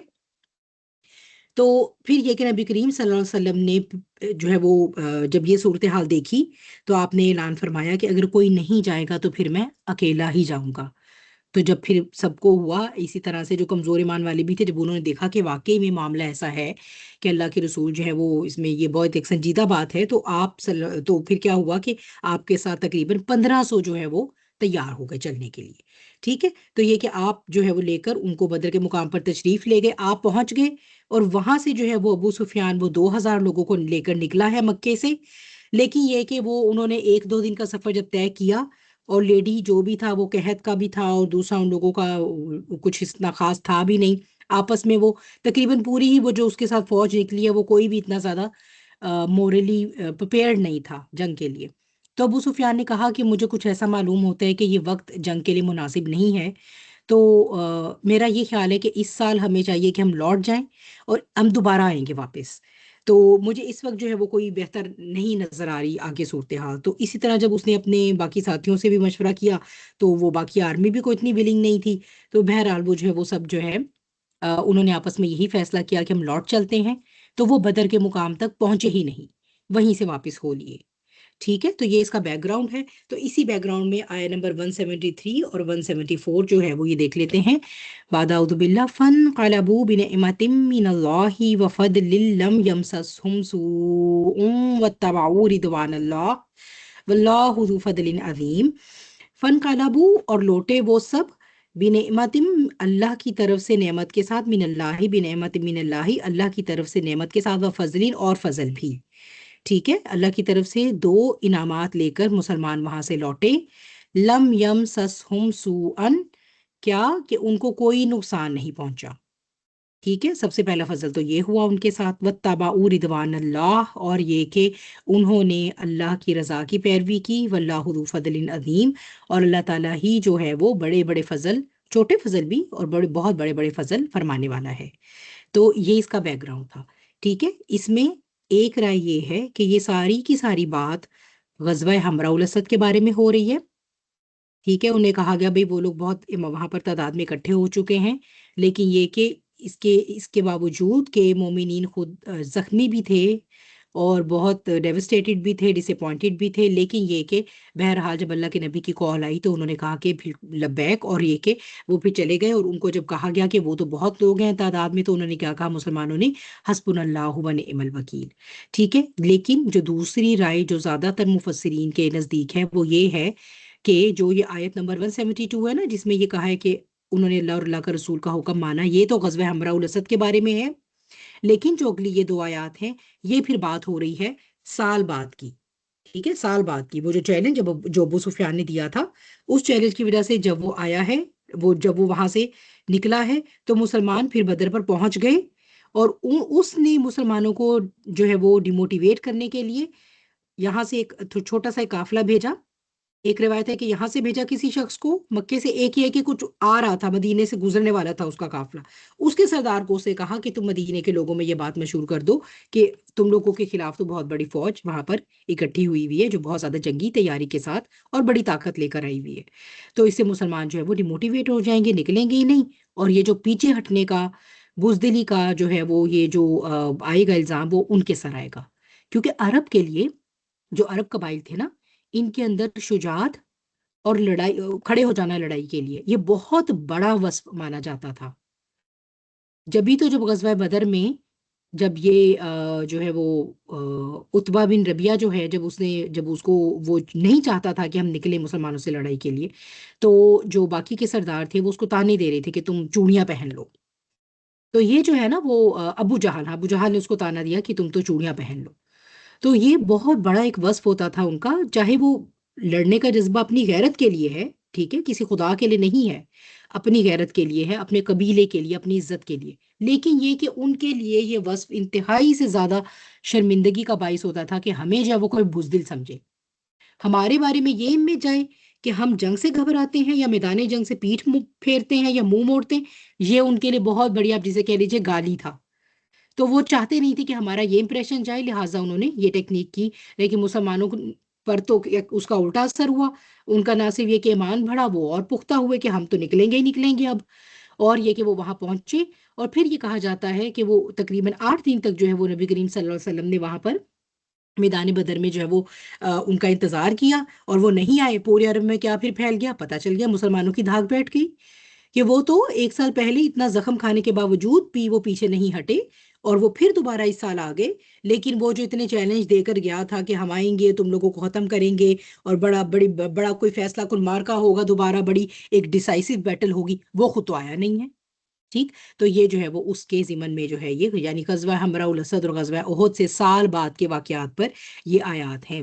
تو اللہ تعالیٰ کی نعمت کیا ہوئی کہ ایک تو مسلمانوں کو لڑائی ان کو فیس ہی نہیں کرنی پڑی، کوئی جانی نقصان نہیں ہوا، کوئی مالی نقصان نہیں ہوا.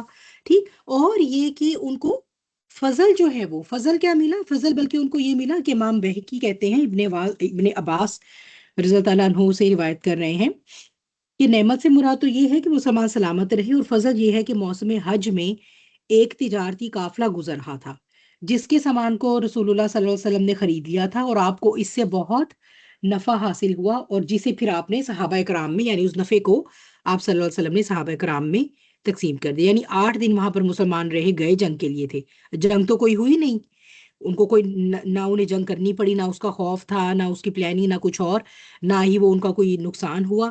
بلکہ کیا ہوا, 8 دن وہ جو وہاں رہے, وہ وہاں سے جو تجارتی قافلہ گزرا اس کے ساتھ ڈیلز ہوئی ہیں, بزنس ڈیلز ہوئی ہیں, اور جو ہے وہ مسلمانوں کو خوب مالی فائدہ ہوا.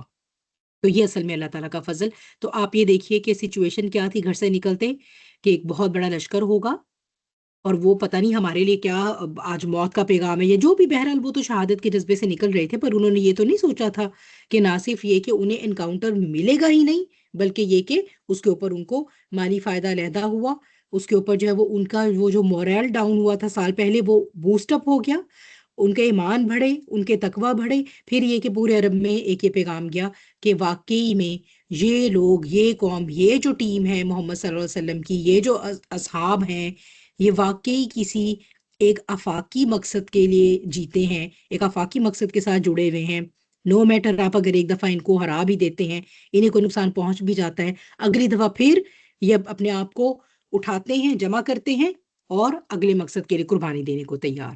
تو یہ بہرحال جو ہے وہ اس کے سال بعد پھر یہ آیات آئیں, اور پھر جو ہے وہ تو اسی کے ضمن میں پھر آگے کیا بات چل رہی ہے, بعد اعوذ باللہ, انما ذالکم الشیطان یخوف اولیاءہ, بے شک یہ شیطان ہی ہے جو کہ خوف دلاتا ہے تمہیں اپنے اولیاء سے, اپنے دوستوں سے. ولا تخافوہم, اور تم سب اس سے مت ڈرو, وخافونی, اور صرف مجھ سے ڈرو, ان کنتم مؤمنین, اگر تم واقعی ایمان کا کلیم کرتے ہو. ٹھیک ہے, تو اب یہ کیا ہے, یہاں پر اللہ سبحانہ تعالیٰ نے شیطان کا وار اور اس کا توڑ دونوں بتا دیے. ٹھیک ہے, تو یہ جو شیطان ہی ہے, اس کے بارے میں بھی ہمارے پاس جو ہے وہ دو رائے ہیں. ٹھیک ہے, ایک تو وہی جو آپ کے دماغ میں جنرلی آئے گی. ٹھیک ہے, جیسے ہم جب یہ ترجمہ پڑھ رہے ہیں تو جنرلی کیا بات آتی ہے, یہی نا کہ شیطان ہی ہے ہمارے دماغ میں, جب بھی ہم کچھ کرنا چاہتے ہیں, کسی صحیح راستے کی طرف چلنا چاہتے ہیں, پھر اس راستے پر کوئی قربانی یا آزمائش کا وقت آتا ہے تو شیطان ہمیں ڈراتا ہے.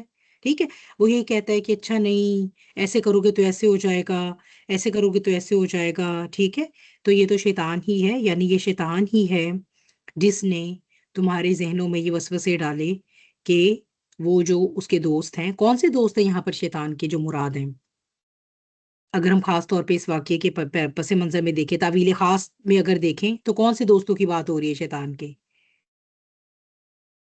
قریش مکہ کی. بالکل, جزاک اللہ خیر, بارک اللہ فی. ٹھیک ہے, تو قریش مکہ یعنی ان کا خوف بٹھا رہا ہے نا, ان سے ڈرا رہا ہے کہ وہ تو بہت بڑے, وہ تو اس دفعہ اور زیادہ تیاری کے ساتھ آئیں گے. پچھلے سال جو جیت کر گئے تھے ان کے تو حوصلے بڑے بلند ہیں. ٹھیک ہے, پھر ان کے پاس آئی سی, تو قریش مکہ بہت امیر قوم تھی, ان کے پاس کوئی کمی نہیں تھی جنگ و حرب کے سامان کی, پھر ان کے پاس بڑے تھنک ٹینک بھی زبردست تھے پلاننگ کے لیے بھی.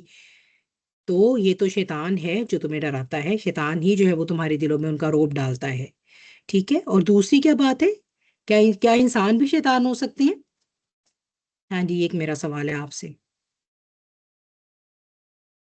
کیا انسان شیطان ہو سکتے جی ہیں؟ جی جی جفریہ بالکل. کہہ رہی جی, اور کسی کو کوئی اختلاف ہے؟ غزالہ بھی کہہ رہی ہے جی. ہم باقی سب کہہ رہے ہیں ہم نہیں سوچنا چاہ رہے. مدیحہ بھی جی کہہ رہی ہیں, بس ایسے ایک دوسرے کی دیکھا دیکھی کہہ رہے ہیں, یا ویسے ہی مطلب کوئی پتہ بھی ہے اس بات کا؟ ہاں جی, باقی رابعہ بھی بالکل کہہ رہی ہے. اچھا, کیونکہ جب وہ اللہ, اچھا آپ کے ٹائپو میں کچھ پرابلم ہے غزالہ, اس لیے مجھ سے پڑھا نہیں جا رہا. ٹھیک ہے, تو آپ کو یاد ہوگا جب ہم اینڈ آف ٹائمز بھی کر رہے تھے تو میں نے آپ کو بتایا تھا کہ شیاطین انس اور شیاطین جن. ٹھیک ہے, شیطان بیسیکلی کیا ہے, شیطانہ, شین تو نون, دور, اللہ کی رحمت سے دور. ٹھیک ہے, دھتکارا ہوا شیطان کہلاتا ہے. تو اللہ کی رحمت سے جو بھی اللہ کی نافرمانی کی زندگی, فسق کی زندگی گزارے گا تو وہ شیطان ہی ہوگا نا. اب چاہے وہ جن ہو چاہے وہ انسان ہو.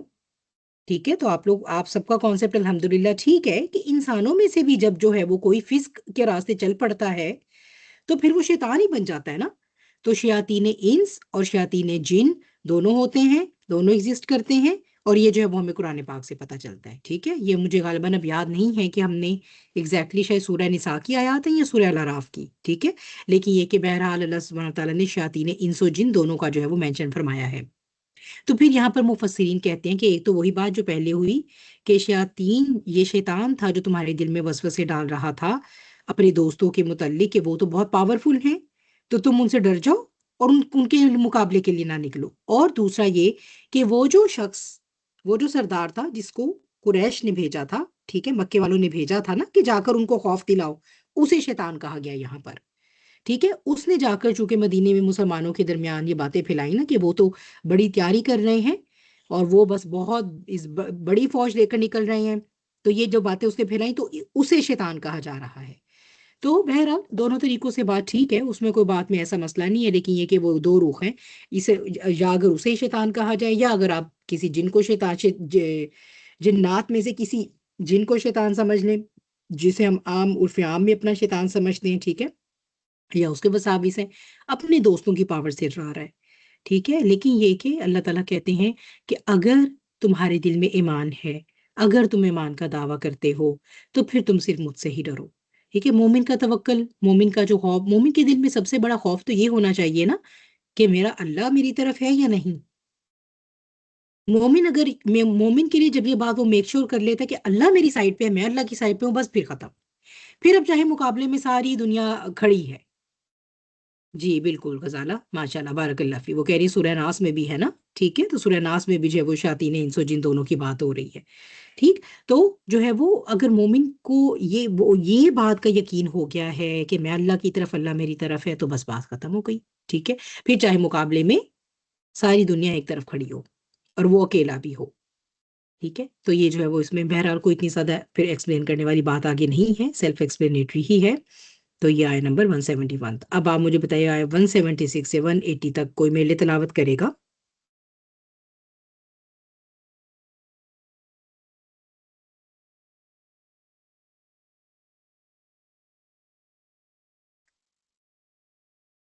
ہاں جی، کوئی نہیں کرے گا آج؟ چلیں ٹھیک ہے پھر۔ اچھا جی، بعد اعوذ باللہ ولا، جی کسی نے ہینڈ ریز کیا ہے کیا؟ اچھا فریہ کہہ نہیں شور ہے پیچھے، کوئی بات نہیں، سو کے چلے جی۔ اب یہ ہم آیا نمبر ہاں میں 176 کر دوں پھر؟ کر سکتی ہیں تو کر دیں، جزاک اللہ خیر کثیرہ۔ بہت زیادہ شور ہے، آپ خود ہی کنٹینیو کر لیں پورا۔ نہیں نہیں، آپ کر دیں، میں چاہ رہی ہوں آپ ثواب لیں تلاوت کا۔ چلیں بس میں کرتی ہوں پھر۔ جی 176 سے اعوذ 180، باللہ، جی 180 176 to 187 نہیں 180، 180، چلیں ٹھیک ہے میں کرتی ہوں انشاءاللہ۔ جزاک اللہ خیر۔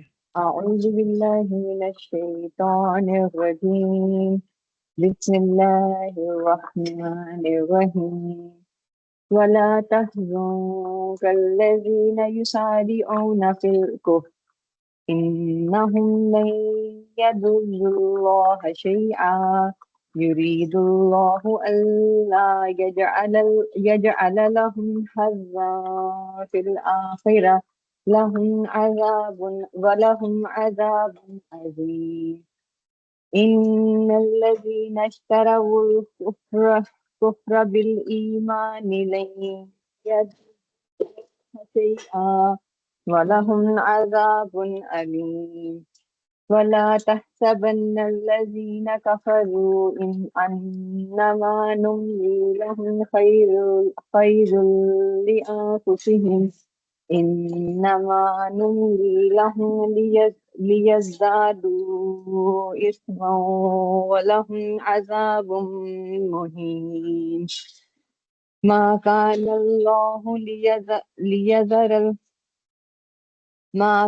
الله ليذر المؤمنين على ما أنتم عليه حتى يميز الخبيث من الطيب وما كان الله ليطلعكم على الغيب ولكن الله يجتبي من رسله من يشاء فآمنوا بالله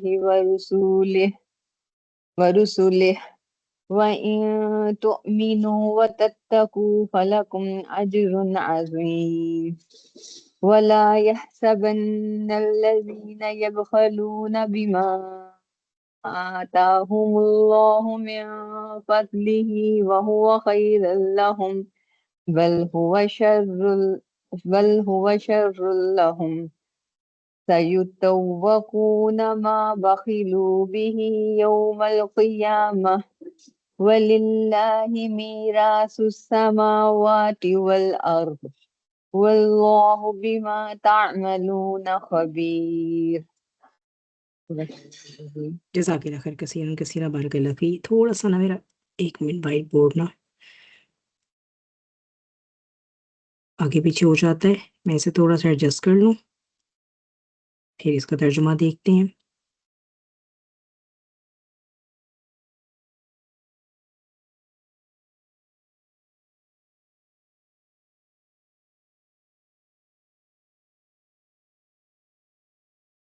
چلیں آئی ہوپ کہ اب یہ ٹھیک ہوگا.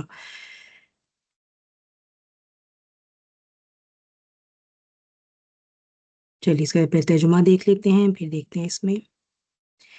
وَلَا يَحْزُنْكَ الَّذِينَ يُسَارِعُونَ فِي الْكُفْرِ وَلَا يَحْزُنْكَ اور نہ غم کھائیں آپ الذین ان لوگوں کا یسارعون فی الکفر جنہوں نے سرعت دکھائی کفر میں.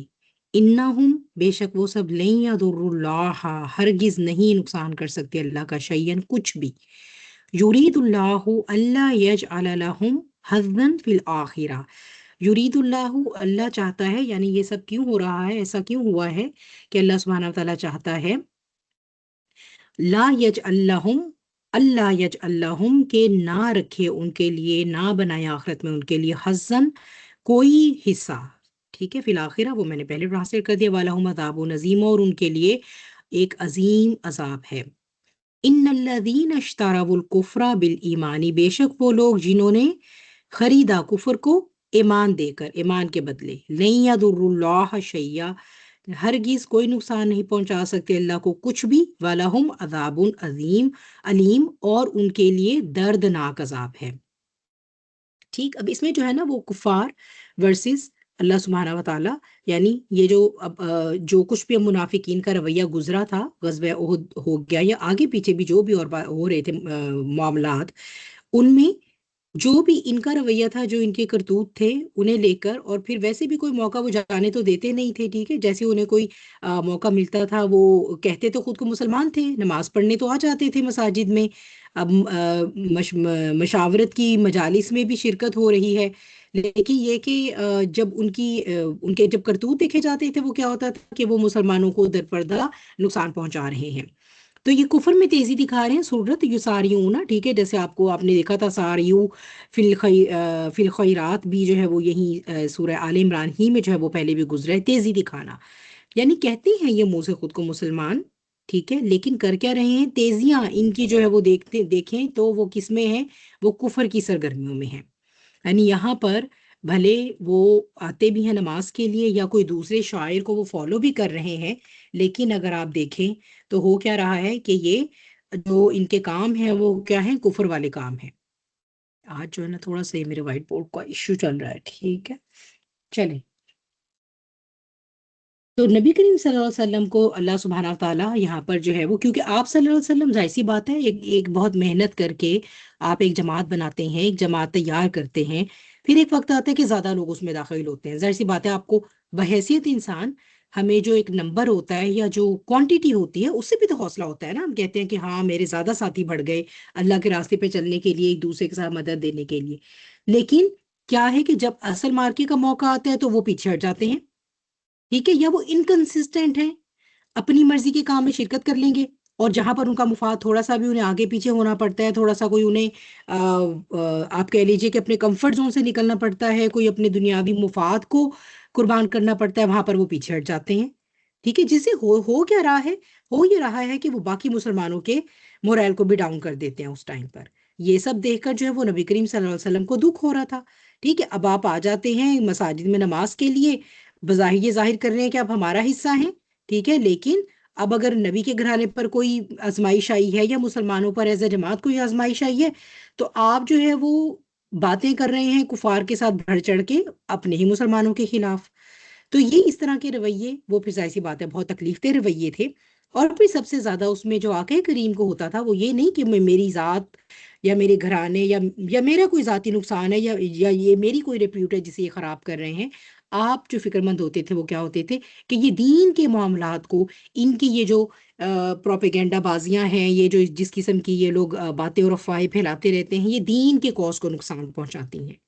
حالانکہ اللہ تعالیٰ یہاں پر آپ کو جب تسلی دے رہے ہیں تو آپ کو یہ کہہ رہے ہیں کہ ایک تو یہ کہ آپ غم نہ کریں. ٹھیک ہے، انسان محنت کرتا ہے وہ جو بھی ہے، لیکن یہ ضروری نہیں کہ آپ کی محنت، آپ کا جذبہ صادق اس سے جو ہے وہ لوگوں کی دلوں کے نفاق کا علاج ہو جائے گا اور وہ مومنین صالحین بن جائیں گے. یہ اللہ کے ہاتھوں میں ان کے دل. ٹھیک ہے. اور پھر یہ کہ اگر دوسرا دکھ آپ یہ لیتے ہیں کہ ان کی ایسی سرگرمیوں سے دین کو نقصان پہنچتا ہے، تو ایک بات یاد رکھیے کہ اللہ کا وہ کچھ نہیں بگاڑ سکیں گے. ٹھیک ہے. اچھا، یہاں پر آپ یہ دیکھیے کہ مسلمان نہیں کہا، اللہ تعالیٰ نے کیا کہا ہے؟ انہم لن یضروا اللہ شیئا، اللہ کا کچھ نہیں بگاڑ سکیں گے. کیوں کہا ہے یہاں پر؟ یہ نہیں کہا کہ وہ تمہارا کچھ نہیں بگاڑ سکیں گے، وہ جو ہے وہ مسلمانوں کا کچھ نہیں بگاڑ سکیں گے. کیا کہا ہے؟ کیوں کہا ہے؟ کیوں فرمایا اللہ نے ایسا کہ اللہ کا کچھ نہیں بگاڑ سکتے؟ جی، کیا آتا ہے آپ کے ذہن میں؟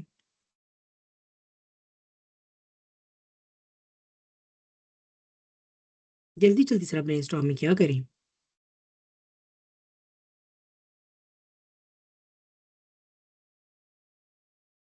چیٹ میں ٹائپ کر دیں. ٹھیک ہے.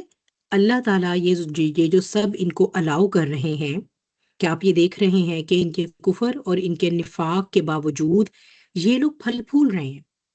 ٹھیک ہے، یہ لوگ ترقی پا رہے ہیں، ان کو ہر شے میسر ہے دنیا میں. ٹھیک ہے، کیونکہ اللہ از الٹیمیٹ پاور. کول یہ کہہ رہی ہیں کہ اللہ کا وہ کچھ نہیں بگاڑ سکے گا. دوسری یہ بات کول کہ اللہ تعالیٰ تو الٹیمیٹ پاور ہے، یہ تو انہیں بھی پتا تھا، کیونکہ یہ وہ ہیں منافقین، جو خاص طور پہ یہود میں سے منافقین. ٹھیک ہے، تو یہ جو ان کو اللہ کا تو کانسیپٹ تھا، اللہ تو ان کے لیے کوئی وہ غیر نہیں تھا، کوئی نیا کانسیپٹ نہیں تھا ان کا اللہ کا، اور اللہ کی قدرت کا بھی نہیں معلوم ہے. ٹھیک ہے. بیسیکلی اللہ تعالیٰ یہ بتانا چاہ رہے ہیں کہ میں یا میرا دین یا میرے مومن وہ سب میرا ہی حصہ ہے. ڈائریکٹلی اگر یہ کہہ دیا نا کہ یہ اب وہ اپنی اپنی زوم میں وہ اللہ کا واقعی کچھ نہیں بگاڑنا چاہ رہے، وہ تو اللہ کا دین جو ہے اس کو روکنے کی کوشش کر رہے ہیں نا. اللہ کی ذات کو فی نفسی تو کوئی بھی نقصان نہیں پہنچا سکتا، اللہ کی ذات تک تو پہنچ ہی نہیں ہے نا. لیکن دنیا میں اللہ کی ذات کا مظہر کیا ہے؟ اللہ کا دین، اللہ کے وہ بندے جو اس کے لیے کام کریں، اللہ کے رسول، اللہ کی کتابیں. تو اگر یہ سمجھتے ہیں کہ ان کے ان ہتھ کنڈوں سے یہ دین کا راستہ روک سکتے ہیں، مومنین کو ڈسارڈ کر سکتے ہیں، اللہ کے رسول کو کوئی نقصان پہنچا سکتے ہیں، تو یہ اچھے سے جان لیں کہ یہ اللہ کا کچھ نہیں بگاڑ سکتے. یعنی میری یہ جو میری پروجیکشن دنیا پر یہاں پر ہیں میرے مظہر کی، یہ بھی اتنی ہی امپاورڈ ہے اللہ کے حکم سے. ہاں، یہ کہ اللہ تعالیٰ اپنی آزمائش، اللہ تعالیٰ جو آزمائش ڈالتا ہے اس کی وجہ سے کبھی نقصان ہے کبھی فائدہ ہے، جیسے بھی ہے وہ آزمائش آئیں گی، وہ ابتلا آئیں گی. لیکن جیسے یہ اللہ کا کچھ نہیں بگاڑ سکتے، ویسے ہی یہ اللہ کی جو مقاصد ہیں روئے زمین پر ان کا بھی کچھ نہیں بگاڑ سکتے. حالانکہ ٹیمپوریرلی نظر ایسا آ رہا ہے کہ کفار جو ہیں وہ بہرحال وہ تو ترقی کیے چلے جا رہے ہیں، ان کو نہ کوئی مالی نقصان پہنچتا ہے. ٹھیک ہے، ان کے جو وہ سارے کام بھی دنیا میں سنورے ہوئے ہیں. اور اگر ہم اسے اپنے آج کے حالات پر بھی دیکھ لیں، آج کے حالات پر بھی آپ لے آئیے، تو کیا بات ہے، آپ دیکھ نہیں رہے، ہم دیکھتے نہیں اپنے ارد گرد جتنے بھی یہ جو آپ کہہ لیں طاغوت کہہ لیجئے، طاغوت کا نظام اور طاغوت کے کارندے، طاغوت کے نمائندے، یہ سب امپاورڈ ہیں. ان کی وہ دنیا کے پورے ریسورسز پر قبضہ جما کر بیٹھ گئے ہیں، آلموسٹ پورے ریسورسز پر. اب اگر آج کو کوئی مومن ایسے اٹھے بھی، اول تو کوئی ایسے حالات نہیں کوئی اٹھے، تو اگر کوئی اٹھتا بھی ہے تو وہ یہ زیادہ چانسیز ہے کہ اس کی جان چلی جائے اگر وہ انہیں کنفرنٹ بھی کرتا ہے بنسبت اس کے کہ وہ انہیں کوئی نقصان پہنچا سکے. نظر تو یہی آ رہا ہے نا بظاہر. ٹھیک ہے. یا پھر یہ کہ کوئی انسان ہے وہ اللہ کے دین کے لیے اپنی زندگی کو وقف کرتا ہے، تو کیا ہوتا ہے، اس پر اللہ کی طرف سے آزمائشیں آنا شروع ہوتی ہیں. وہ اس کی بلکہ اچھی بھلی بنی سبری زندگی میں جو ہے وہ دیکھتا ہے کہ مشکلات آنا شروع ہو گئیں. کبھی کوئی مالی نقصان ہو رہا ہے، کبھی صحت کے ایسے مسائل ہو گئے جو پہلے نہیں تھے. ارد گرد کے لوگ اسے کیا کہیں گے، تم نے ایویں بے وقوفی کی، تو تم دیکھو ہم بھی تو آخر یوں زندگی گزار رہے ہیں، ہم بھی تو سود کے نظام میں بڑے مزے سے جو ہے وہ مال بنا رہے ہیں، کھا رہے ہیں. تمہیں نے جو ہے وہ یہ اس طرح کے سٹینڈ لیے اور اب تم جو ہے وہ خود ہی نقصان بھگت رہے ہو، تو کیا ضرورت تھی؟ تو یہ جو ٹیمپوریرلی اللہ تعالیٰ کافروں کو سب کچھ دے دیتا ہے، اور ہمیں ایسا نظر آتا ہے کہ واقعی یہ لوگ، کیونکہ یہ یہی کہا کرتے تھے نا، یہ مومنین کو منافقین کیا کہتے تھے کہ یہ جب ان سے کہا جاتا تھا ایمان لاؤ، سورہ بقرہ کی آیات ہیں، تو کیا کہتے تھے؟ ہم ایمان لائیں ان کی طرح، ان بے وقوفوں کی طرح، سفیہا بیسیکلی انہوں نے کہا ان بے وقوفوں کی طرح، کہ ان کو تو انہیں یہ سمجھ ہی نہیں ہے کہ یہ اپنا جو ہے وہ کس چیز میں ان کا دنیاوی فائدہ ہے، کس چیز میں ان کا اخروی فائدہ ہے۔ دیکھو ہماری طرح کا ایمان لے کر آؤ، ہم نے دنیا بھی ہاتھ میں رکھی ہوئی ہے، اور ہاں ٹھیک ہے جا کر ہم نماز بھی پڑھ لیتے ہیں، زکوٰۃ بھی دے دیتے ہیں، اللہ بھی کر لیتے ہیں، مجالس میں بھی شریک ہو جاتے ہیں، لیکن جیسے ہی کوئی ایسا مطالبہ آتا ہے جس میں ہمیں اپنی معاش کا نقصان برداشت کرنا پڑے، جان دینی پڑے، ہم فوراً پیچھے ہٹ جاتے ہیں، بھئی آخر ہم کوئی بے وقوف ہیں؟ تو جب ہم دین اور دنیا دونوں ہاتھوں میں رکھ کے چل سکتے ہیں، تو پھر ہم کیوں ان بے وقوفوں کی طرح کا ایمان لے کر آئیں؟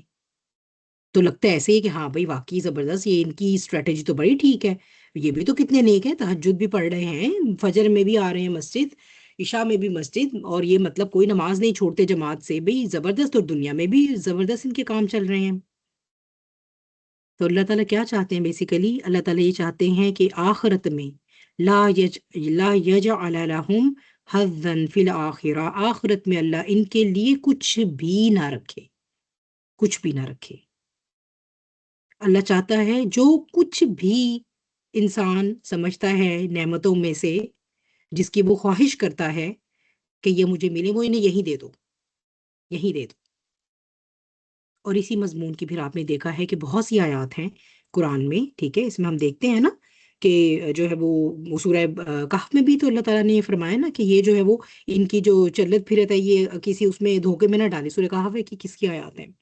ہاں سورہ کہف میں تو یہ ہے نا کہ یہ جو لوگ ہیں یہ آپ کو ان کی جو ہے یہ دھوکے میں نہ ڈالے، آپ ان سے اپنی آنکھیں پھیر لیجئے اور ان کے ساتھ اپنے آپ کو روک لیجئے، ان لوگوں کے ساتھ جو صبح شام اللہ تعالیٰ کے ذکر میں مصروف ہیں۔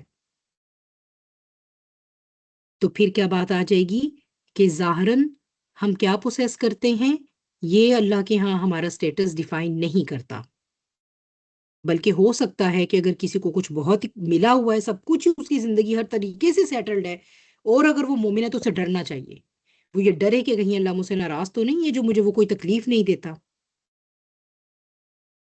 صالحین کچھ دن اگر انہیں کسی آزمائش کا، کسی سختی کا، کسی بیماری، کسی پریشانی کا سامنا نہیں ہوتا تھا تو پریشان ہو جاتے تھے کہ کہیں ہم سے کچھ غلط تو نہیں ہو رہا، کہ اللہ تعالیٰ نے ہمیں تکلیف دینی چھوڑی ہوئی ہے، کیا وہ چاہتا نہیں کہ ہم اس کو یاد کریں؟ تو ایسی روایت ہے نا جس میں یہ کہ کیوں فرعون کو جو ہے وہ، حالانکہ وہ کتنے سالوں نہیں وہ قتل و غارت گری کرتا ہے، کوئی سال نہیں تھا کہ اس کی شان و شوکت میں کمی آئے یا اس کے خزانوں میں کمی آئے، کیوں اللہ تعالیٰ چاہتا تھا پکارے ہی نہ، ان کو دے دو سب ادھر، ہر وہ ضرورت جس کے لیے انسان کو یہ خیال آ سکتا ہے کہ میں اللہ کو پکار بیٹھوں اس کے لیے، ان کو وہ سب دے دو، یہ مجھے یاد ہی نہ کریں۔ غفلت، اسی لیے اصل میں یہ جو ان کی جو اپنے وسائل کو لے کر یہ جو دین اسلام کی دشمنی میں خرچ کر رہے ہیں، اور پھر بھی اتنے فلوئنٹ نظر آ رہے ہیں نا آپ کو، ان کی یہ تیزیاں اور ان کی یہ سرعت اور ان کے پاس وسائل کی کثرت، یہ آپ اس کو بودر نہ کریں، آپ اسے نہ لیں، یہ اللہ کا، اللہ کے دین کا، اللہ کا دین نافذ ہو کر رہنا ہے، وہ اس کا یہ کچھ نہیں بگاڑ سکتے، یہ صرف اس لیے ان کی چلت پھرت ہے، اس لیے یہ ہیں سارے کہ اللہ چاہتا ہے کہ وہ جو عذاب عظیم کا انہوں نے حقدار بننا ہے نا، اس کے لیے کچھ بھی نہ بچا کر رکھے، ان کے لیے آخرت میں جو ہے وہ سب ان کو ادھر ہی دے چھوڑے، تاکہ یہ کہ وہاں آ کر یہ کوئی بھی مطالبہ ان کا اللہ کے ہاں رہے ہی نہ۔ کیوں؟ ان اللہ زینہ، یہ تو بے شک، یہ تو کیسے لوگ ہیں یہ؟ اشتروا الکفر بالایمانی، انہوں نے تو کیسا انہوں نے کاروبار کیا ہے؟ انہوں نے خرید لیا کفر کو بالایمانی، ایمان دے کر۔ تو یہیں سے پتہ چلتا ہے کہ یہ کس کی بات ہو رہی ہے، کس کی بات ہو رہی ہے؟ ایمان دے کر کفر کو خریدنا، ٹھیک ہے۔ ویسے تو میں نے آپ کو سورہ بقرہ میں بتایا تھا کہ یہ اس طرح سے خرید و فروخت کی جو اگزامپل اللہ تعالیٰ دیتے ہیں، یہ کیوں دیتے ہیں؟ کیونکہ عرب جو ہے وہ تجارت کے شعبے سے وابستہ تھے، اور انہیں اس کے رموز و اوقاف، اونچ نیچ کا بہت اچھے سے علم تھا، ٹھیک ہے، تو ظاہر سی بات ہے ان سے زیادہ بہتر کون جانتا تھا کہ کون سی بے کون سی تجارت جو ہے وہ نفع بخش ہے. دیکھیے اگر آپ کو تھوڑی قیمت دے کر زیادہ منافع ملتا ہے تو کون بے وقوف ہے جو چھوڑے گا.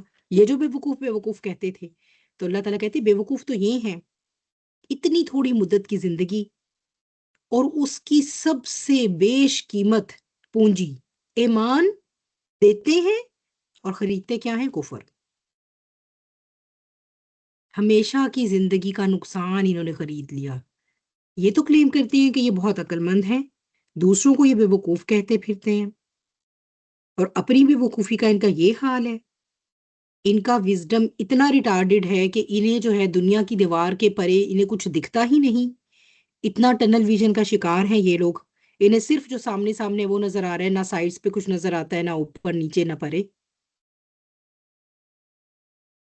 تو کن لوگوں کی بات ہو رہی ہے؟ کفر کے بدلے ایمان.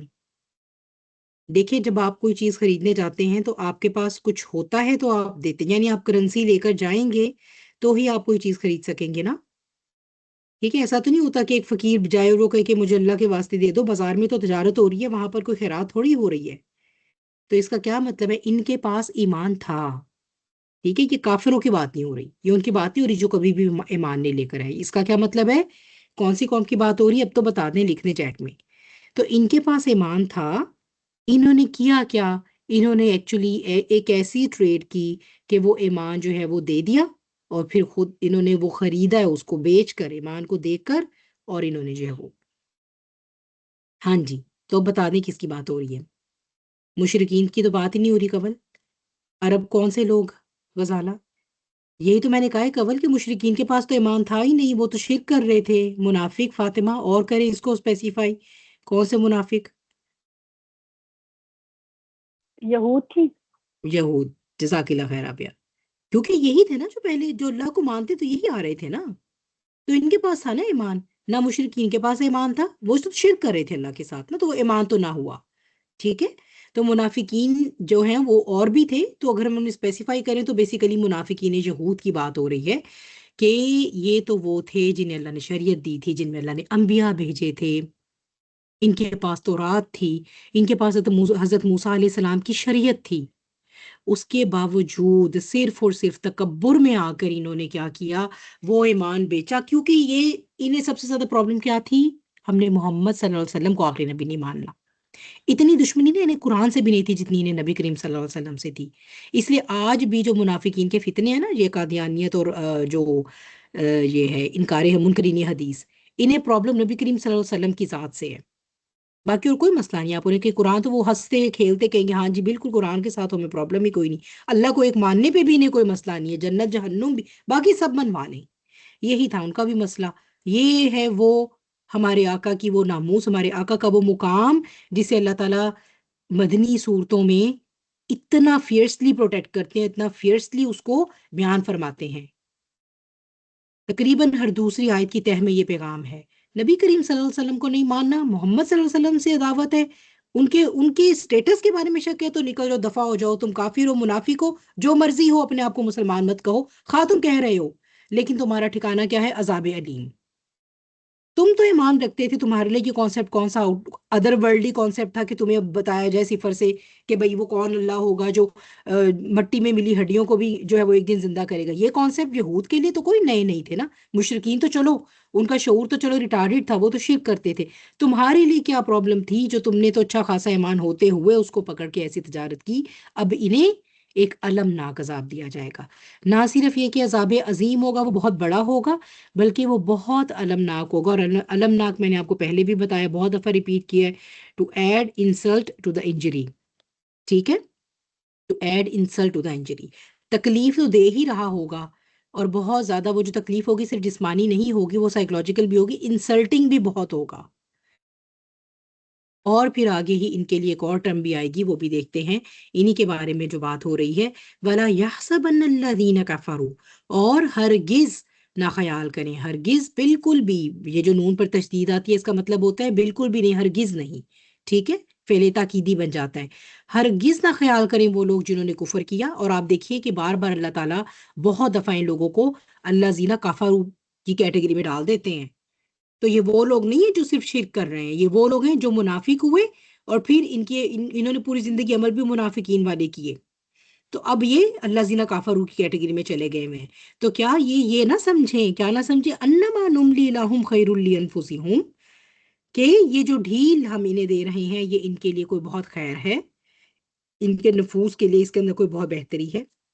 انما نملی لہم لیزدادوا اثما، بے شک یہ جو ڈھیل ہم انہیں دے رہے ہیں یہ کیوں ہے؟ لیزدادوا اثما، تاکہ یہ بڑھ جائیں اور گناہ میں۔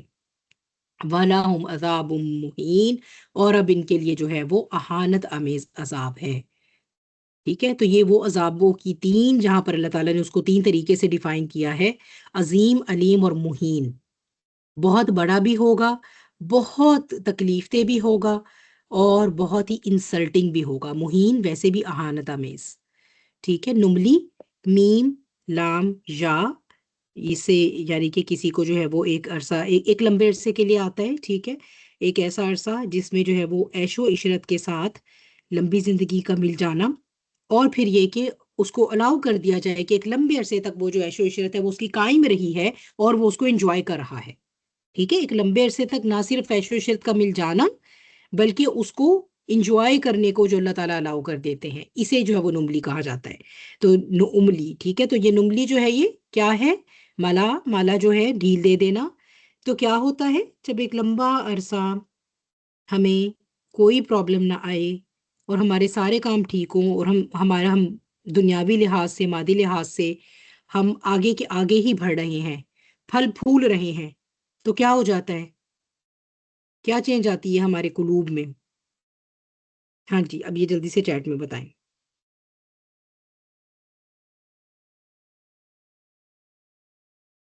یہ ویسے بتا دیں انمیوٹ ہو کے۔ غفلت، جی قبل، بارک اللہ فی، غفلت آ جاتی ہے، ٹھیک ہے۔ تو جن کو، جو تو ویسے ہی جو ہے وہ نفاق کے راستے پر چلنا چاہ رہے ہیں، ان کو تو آپ ایک طرف چھوڑ دیجئے۔ اگر ہم قرآن سے بھی جڑے رہتے ہیں تو آپ دیکھیں گے کہ جب ہمارے زندگی میں کچھ ایک سیٹلڈ ٹائم آتا ہے تو ایک ٹائم کے بعد بہت غفلت آ جاتی ہے دل میں، دل ہی نہیں کرتا پھر، نہ دل قرآن کے ساتھ لگتا، نہ کچھ اور اچھا لگتا ہے، پھر ہم کہتے ہیں واہ ہمارا تو سب کچھ سیٹ ہے، ہم پارٹی موڈ میں چلے جاتے ہیں، ہے نا؟ انسان جو ہے وہ ایسا ہے اصل میں۔ یہ انسان کا، یہ ایک عام انسان کی میں ڈیفالٹ سیٹنگ کی بات کر رہی ہوں، جس نے تو چلو خیر سوچا ہے کہ اس نے اللہ کی دشمنی کرنی، وہ تو پھر اس کے لیے تو عذاب عظیم، علیم اور مہین ہے، اعوذ باللہ من ذالک۔ لیکن یہ کہ ایک عام انسان بھی اگر اسے ایک لمبے عرصے تک جو ہے وہ عیش و عشرت ملتی رہے، اس کو کوئی ٹھیس نہ پہنچے، اس کو کوئی بڑا پرابلم بھی نہیں آ رہا، سب سیٹل چل، بہت زیادہ غفلت آتی ہے، بہت زیادہ غفلت آتی ہے۔ آپ کو اس پر یاد ہوگا، جب بھی میں نے آپ کو امام مالک کا یہ بات پہلے بھی ہوئی ہے نا، کہ جب انہیں وہ جو حکمران وقت تھا ان کی مرضی کا فتویٰ نہ دینے پہ روزانہ کوڑے لگواتا تھا، روزانہ نیا جلاد ہوتا تھا اور نیا کوڑا ہوتا تھا، تاکہ نہ تو جلاد تھکا ہوا ہو، نہ ہی کوڑا جو ہے وہ پرانا ہو کہ ضرب میں کوئی فرق پڑے۔ تو اس طرح جیل میں انہیں روزانہ کوڑے لگتے تھے، اور جب اگلا حکمران آیا وہ اس نے کوئی اس کو اپنا مطلب تھا، بہرحال اس نے کیا کیا، اس نے رہا کیا آپ کو، اس نے دیکھا جب اس طریقے سے کام نہیں ہو رہا دوسرا طریقہ اپناؤ، رہا کیا بڑی مراعات دے کے، اور پھر یہ کہ اگلے دن اپنا جو ہے وہ نمائندہ بھیجا اشرفیوں کا تھیلا دے کے۔ یعنی اگر اس نے دیکھ لیا نا کہ پچھلے والے نے تو کوڑے لگوائے تو بھی جو ہے وہ امام مالک نے میرے حق، اس کے حق میں فتویٰ نہیں دیا، ان کو دوسرا طریقہ اپناؤ، تو امام مالک جو ہے وہ رو پڑے، کہتے اللہ وہ تکلیف نہیں تھی اس طرح نہ آزما، یہ جو راحت سے، یعنی اب پیسہ بھی آ رہا ہے، اسٹیٹس بھی مل رہا ہے، اس طرح نہ آزما۔ تو اللہ کے بندے پہچان جاتے ہیں کہ یہ جو مجھے اب آ رہا ہے نا، یہ کوئی گڑبڑ ہے، یہ جو مادی دنیا کا جو آرام اور یہ آ رہا ہے نا بغیر کسی، یہ کوئی پرابلم ہے۔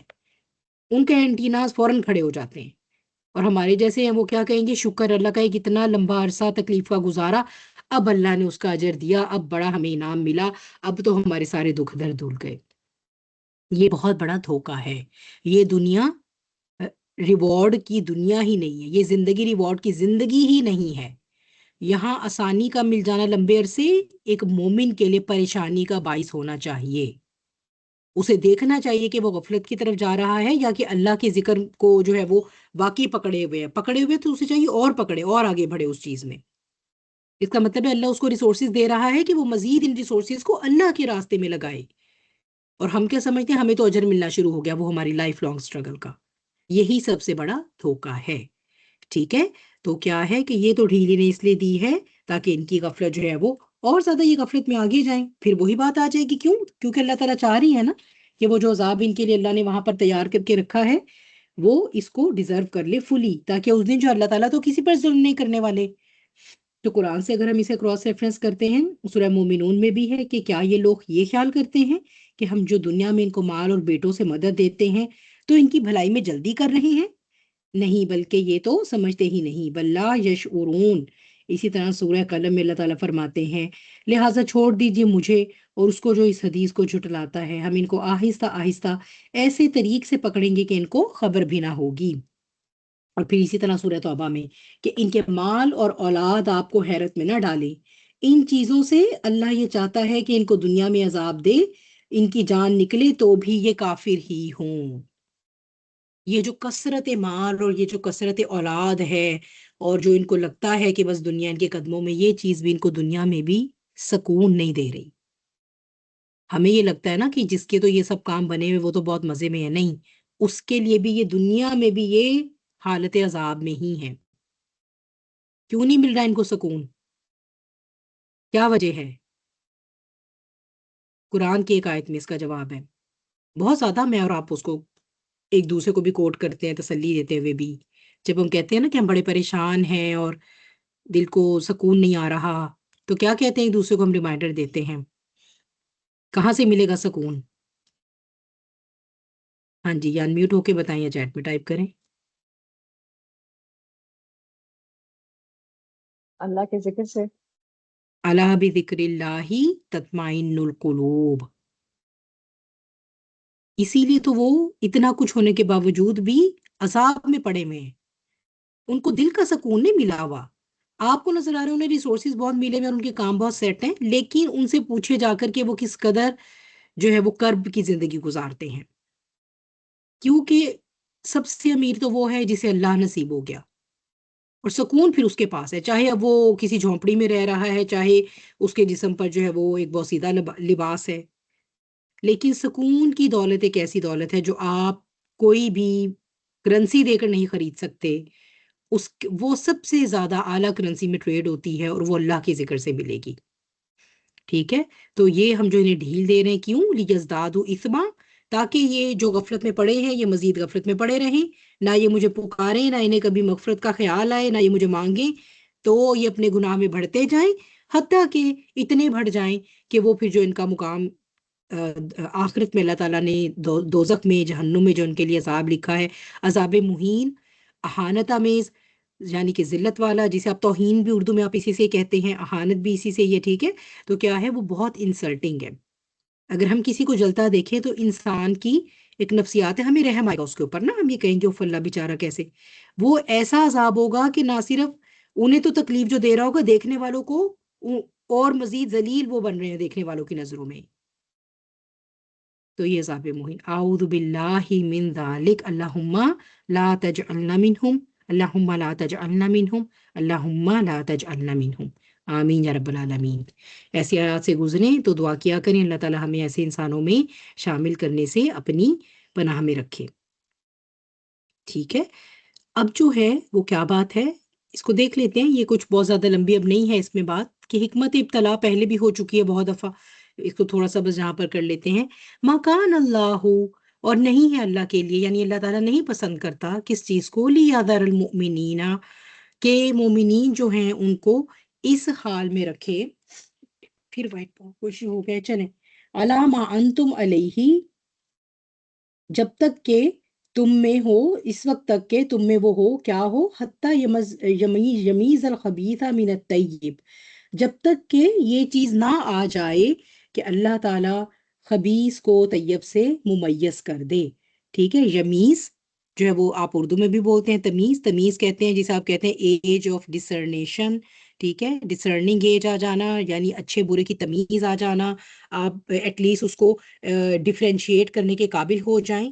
تو اللہ تعالیٰ یہ جو تمام ہم پر آزمائشیں لے کر آتے ہیں، اس کا کیا، اس کی حکمت کیا ہے آزمائش کی، کہ اللہ تعالیٰ نہیں پسند کرتے کہ جو مومنین کی جماعت ہے یا مسلمانوں کی جماعت ہے یا مسلمانوں کی کاز کے لیے ایک گروہ اکٹھا ہوا ہے، تو اس کے ساتھ ہی جو ہے وہ منافق بھی بیچ میں جو ہے وہ ملے جلے رہیں.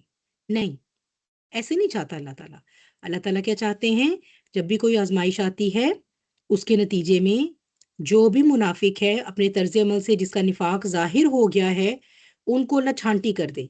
تو یہ جو 300 لوگ تمہیں چھوڑ کر چلے گئے ان سے تمہارے حوصلے پست نہیں ہونے چاہیے، بلکہ اللہ کا شکر ادا کرو کہ یہ صحیح وقت پر چھوڑ گئے. یہی میدان جنگ میں جو ہے وہ اور الٹا جو ہے وہ تمہارے ہی خلاف حملہ آور بن جاتے، تمہارے ہی خلاف سازشیں کرنی شروع کر دیتے، تو پھر کیا ہوتا؟ ٹھیک ہے، اللہ تعالیٰ اپنے کاز کے لیے پیور لوگوں کو چنتا ہے، خباثت کو اللہ تعالیٰ لہدا کر دیتے ہیں. دیکھیے اگر آپ جو ہے وہ اعلیٰ درجے کا کندن لینا چاہتے ہیں، ٹھیک ہے، تو آپ کو اس کے لیے خالص سونا چاہیے. خالص سونے کو آپ بھٹی سے گزاریں گے تو وہ کندن میں تبدیل ہوگا. اگر آپ کھوٹ کو بھٹی سے گزاریں گے تو وہ بھوس اور وہ بھسم ہو کر نکلے گا، اس میں سے جل جائے گا، کچھ بھی نہیں بنے گا. ایسے ہی ہے. تو جب آپ اپنے لیے پسند نہیں کرتے کہ آپ کو کھوٹ والا سونا دیا جائے، تو کیا اللہ تعالیٰ اپنے کاز کے لیے ایسے لوگوں کو اس جماعت کا، مومنین کی جماعت کا حصہ رہنے دے گا؟ نہیں. تو پھر کیا کرنا پڑے گا؟ آزمائش کی بھٹی سے گزارنا پڑے گا. جو سونا ہوگا خالص وہ کندن بن کے نکلے گا اس میں سے. جو ہوگا یہ ملاوٹ والا، جو ہوگا خبیث، تو وہ خود ہی جو ہے وہ سائڈ پر ہو جائے گا. ٹھیک ہے. تو ایک تو یہ کہ اللہ تعالیٰ جو ہے وہ مومنین میں سے جو ناپاک انٹر ہو گئے ہیں، جو ان کا حصہ بن گئے ہیں، اوپر سے تو وہ یہی کہتے ہیں ہم تمہارا حصہ ہیں، لیکن اللہ تعالیٰ جو ہے وہ اس طرح کے آزمائشیں اس لیے لاتے ہیں تاکہ ان آزمائشوں سے خود ہی ان کے نفاق کا پتہ چل جائے گا اور وہ سفٹ آؤٹ ہو جائیں گے. یا پھر یہ کہ یہ بھی اس کا مطلب ہو سکتا ہے کہ مومن بھی، ٹھیک ہے، اللہ کا بندہ بھی، اس کے دل کی حالت بھی تو ہر وقت جو ہے وہ 100% ایمان پر نہیں نہ رہتی. لاسٹ ٹائم ہم نے اسپیکٹرم بنایا تھا تو دیکھا تھا نا، 0 سے 100% کے درمیان تک ویریشن تو آتی رہتی ہے نا. یہ تو حدیث ہے کہ ایمان جو ہے وہ اوپر نیچے ہوتا رہتا ہے، ایسے ہی ہے نا. تو کیا ہوگا کہ آزمائشوں سے جب کبھی اللہ تعالیٰ دیکھتے ہیں کہ بندہ مومن کے دل میں غفلت، دنیا کی محبت، مال کی محبت، اپنے مقصد سے دوری، ان چیزوں کی خباثت آنا شروع ہوگی، اللہ تعالیٰ کیا کرتے ہیں؟ اس کو بھٹی میں ڈالتے ہیں آزمائش کی. پھر اس کو اچھا خاصا لگتا ہے رگڑا، اچھا خاصا نقصان، اچھی سی تکلیف جس سے وہ خوب ٹوٹے. پھر جب وہ ٹوٹتا ہے تو کیا ہوتا ہے کہ اس میں سے جو خباثت کے ذرات ہیں وہ علیحدہ کر دیے جاتے ہیں. ٹھیک ہے. اور جب وہ دوبارہ تشکیل پاتا ہے تو پھر جو ہے اس کا مادہ وہ پیور ہو جاتا ہے. ٹھیک ہے. اسی لیے مومن ہر آزمائی سے گزرتا ہے تو وہ پہلے سے زیادہ مضبوط اور پہلے سے زیادہ شائنیئر اور برائٹر ہو کر نکلتا ہے، اگر وہ مومن ہے تو. ٹھیک ہے. تو یہ ہوتی ہے حکمت آزمائش. وَمَا كَانَ اللَّهُ لِيُطْلِعَكُمْ عَلَى الْغَيْبِ، اور نہیں ہے یہ اللہ کا طریقہ کہ اللہ تعالیٰ یطلیہ اطلاع دے تمہیں ظاہر کرے علی الغیبی، غیب سے، غیب پر. تمہیں اللہ تعالیٰ غیب پر مطلع کر کے بھی بتا سکتا تھا نا مسلمانوں کو. اللہ تعالیٰ وہی اتار کے بھی جیسے اور معاملات آ رہے تھے تو اللہ تعالیٰ منافقین کے بارے میں بھی بتا دیتے. دیکھو عبداللہ بن ابی اور اس کے ساتھ فلاں فلاں یہ سارے منافقین ہیں، اب بھلے یہ مسجد ہیں جو مرضی، تم لوگوں نے ان کو آئندہ اپنی مجالس کا حصہ نہیں بنانا. لیکن اللہ نے ایسا نہیں کیا. اللہ نے غائب سے نہیں وہ بات بتا دی، اللہ نے اس کی آزمائی سے گزارنا پسند فرمایا. یہ طریقہ اختیار کیا. یہ اللہ کا طریقہ یہ نہیں کہ سیدھا سیدھا غائب سے ایسی باتیں بتا دیں. کیوں؟ کیا حکمت ہے اس کے پیچھے؟ اب کیا تو حالانکہ اللہ نے وہ بھی کیا ہے. آپ کو پتہ ہے اللہ نے اپنے نبی کو تو بتایا تھا نا، غالباً غزوہ احد ہی تھا یا کوئی اور سفر، جس سے واپسی کے دوران ایک ایسی گھاٹی تھی جس سے 1 بائی 1 گزر سکتے تھے. ٹھیک ہے. یعنی آپ اکٹھے جیسے گروہ کی شکل میں نہیں چل سکتے کہ 7 4 5 6 لوگ جیسے ہم چل رہے ہوتے ہیں، نہیں، سائڈ بائی سائڈ نہیں. ایک دفعہ میں ایک رو میں ایک ہی اونٹ یا ایک ہی انسان گزر سکتا ہے. تو اس کے باہر منافقین جو ہے وہ طاق میں بیٹھے ہوئے تھے کہ جب نبی کریم صلی اللہ علیہ وسلم کی سواری نکلے گی تو ہم آپ پر حملہ کر دیں گے. تو کیا ہوا کہ وہ اللہ تعالیٰ نے اپنے نبی کو بتا دیا اور بہرحال وہ ان کو بھگا دیا گیا وہاں سے. جیسے بھی وہ معاملہ ہوا اللہ نے اپنے رسول کی حفاظت فرمائی جیسے کہ اللہ کا وعدہ ہے. تو اللہ تعالیٰ نے اس وقت جب وہاں پر وہی بھیجا، آپ کو ان سب کے نام بتایا. حضرت حذیفہ بن جمان رضی اللہ عنہ آپ کی اونٹی کی نکیل پکڑے ہوئے تھے، تو آپ نے انہیں کہا کہ مجھے اللہ تعالیٰ نے ان سب کے نام بتا دیے، اور آپ نے ان کو نام بتائے بھی. لیکن پھر آپ نے حذیفہ سے کہا حذیفہ دھیان رکھنا کسی کو بتانا نہیں، یہ میرا راز ہے. تو انہیں پھر یہ اللہ کا وہ سوری نبی کا رازدار بھی کہا جاتا تھا حضرت حذیفہ کو. ایک دفعہ حضرت عمر نے اپنے زمانے میں ان سے جو ہے وہ پھر یہ کہا تھا کہ مجھے آپ نام بتائیے. تو انہوں نے کہا تھا نہیں، اللہ کے نبی نے مجھے وعدہ دیا تھا، مجھ سے وعدہ لیا تھا، میں یہ امانت میں خیانت نہیں کر سکتا. تو پھر حضرت عمر نے کہا تھا بس صرف حذیفہ اچھا یہ بتا دو کہ کہیں اس میں عمر کا نام تو نہیں تھا. اللہ اکبر کبیرہ. جب عمر بن خطاب رضی اللہ تعالیٰ عنہ جیسے لوگ اپنے دل میں نفاق کی موجودگی سے ڈرتے تھے، تو ہم تو بڑے مزے سے جو ہے وہ یہ سرٹیفکیٹ لے کے زندگی گزارتے ہیں کہ ہم تو ایسے کوئی پکے مومن ہیں، جو مرضی کریں ہم اللہ کو ناراض کرنے کے لیے اس دنیا میں، اور ہم کرتے ہیں۔ ہم نے پیٹھ پیچھے پھینکے میں دین بھی، اللہ کی کتاب بھی، اور اللہ کے احکامات بھی، اور یہ کہ بس ہماری تو آنکھیں بند ہوں گی تو ہم تو جنت میں، یہ ہمیں تو، ہمارے اندر تو نفاق ہو ہی نہیں سکتا۔ ٹھیک، تو اللہ تعالیٰ ایسے بھی کر سکتے تھے، لیکن اللہ تعالیٰ نے کیوں پسند کیا کہ نہیں، یہ بات جو ہے وہ ایک ایکسپیریمنٹ کو کر کے اور یہ بات جو ہے وہ دکھائی جائے۔ ہاں جی، اب اس کی حکمت کیا تھی، ابھی آپ لوگ سوچیں اور اس کو لکھیں یا ویسے بتا دیجیے گا، میں اتنی دیر آگے چلتی ہوں۔ اچھا، وَلَٰكِنَّ اللَّهَ يَجْتَبِي مِن رُّسُلِهِ، لیکن یہ کہ اللہ تعالیٰ چن لیتا ہے رسولوں میں سے من یشاء، جس کو وہ چاہتا ہے، یعنی اللہ تعالیٰ کا یہ کہ عام سنت بالکل بھی نہیں ہے، اللہ تعالیٰ اپنا غیب نہیں کھولتا، کیونکہ ایمان بالغیب کا امتحان ہو رہا ہے، ٹھیک ہے، سب کا۔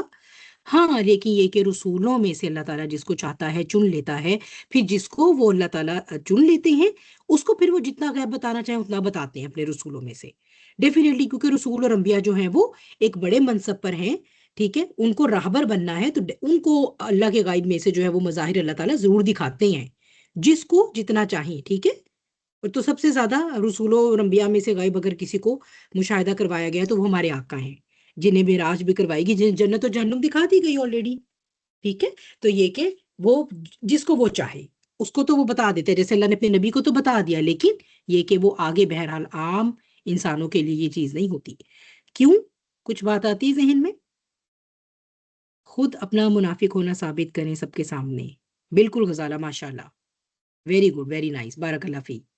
دیکھیں، اگر جو ہے وہ میں آپ کو آ کر یہ بتاؤں کہ آپ کے جو فلاں فلاں دوست ہیں نا وہ بالکل بھی اچھے نہیں، تو آپ کیا کریں گے؟ ہو سکتا ہے شاید آپ کی نظر میں میرا مقام ایسا ہو کہ آپ کو میری بات کا یقین تو آ جائے، لیکن ہوگا کیا، آپ کے دل میں پھر بھی نہ وہ رہے گا تھوڑا سا، اب اگر آپ صرف میرے کہنے پر پیچھے ہو جائیں گے اس دوستی سے، آپ کے دل میں ملال رہے گا، ریسینٹمنٹ بھی رہے گی میری طرف سے، ٹھیک ہے، لیکن یہ ڈر بھی رہے گا کہ اچھا کہ تو ٹھیک ہی رہی ہیں، قابل اعتبار ہیں، پھر اگر میں دوری ہو جاتی ہوں کیا پتا مجھے یہ نقصان پہنچائے، آپ ایک شک و شبے میں رہیں گے۔ پھر ان منافقین کو موقع مل جاتا، وہ یہ بات کہہ سکتے تھے کہ ہم نے ایسا کیا کیا ہے کہ ہمارے اوپر نفاق کا فتویٰ لگ گیا، یہ کیسا اللہ ہے، یہ کیسا رب ہے، اپنی مرضی سے دیکھو جی، اس نے ہمیں کہہ دیا ہم منافق ہیں، تم لوگوں کو کہہ دیا تمہیں ایمان کا سرٹیفکیٹ مل گیا، ہمیں نفاق کا، یہ تو بڑی زیادتی ہوئی ہم پر اللہ کی طرف سے۔ تو اس طریقہ کار سے خرابی ہی ہونی تھی۔ اسی لیے حضرت انسان کی نفسیات کیا ہے، جب وہ خود کسی ایکسپیریمنٹ سے گزرتا ہے، کسی چیز کو ایکسپیرینس کرتا ہے، تب وہ اس پر ایمان لے کر آتا ہے۔ ایون دو اللہ کو پتا ہے کہ یہ منافق ہیں، انہیں نقصان پہنچائیں گے، اللہ تعالیٰ نے نہیں روکا مسلمانوں کو یہ بتا کے کہ دیکھو یہ منافق ہیں، ان سے پری رہ کے اپنی وہ کرنا نہیں، اس کو اللہ تعالیٰ نے اسے ہونے دیا اس چیز کو، تاکہ اس تجربے سے گزر کر اب مومنین کو بھی پتہ لگ جائے اور منافقین کے پاس بھی کوئی عذر نہیں رہے گا۔ اب جب انہیں یہ کہا جائے گا نا کہ تم ہماری مجالس میں شریک نہیں ہو سکتے، تو اب وہ ان کو بھی پتہ ہے کہ کیوں، اور مومنین کو بھی پتہ ہے کہ یہ وہ لوگ ہیں جنہوں نے عین موقع پر دھوکہ دیا ہے اور پیچھے ہٹ گئے ہیں، لہٰذا انہیں بھئی آئندہ سے جو ہے وہ ہم اپنی مشاورت کا حصہ نہیں بنا سکتے۔ تو تجربے سے ایک بات جب انسان پر ثابت ہو جاتی ہے نا اور سب پہ کھل جاتی ہے، تو اس کو انسان زیادہ وہ جسے کہیے پورے ایمان کے ساتھ اسے قبول کرتا ہے۔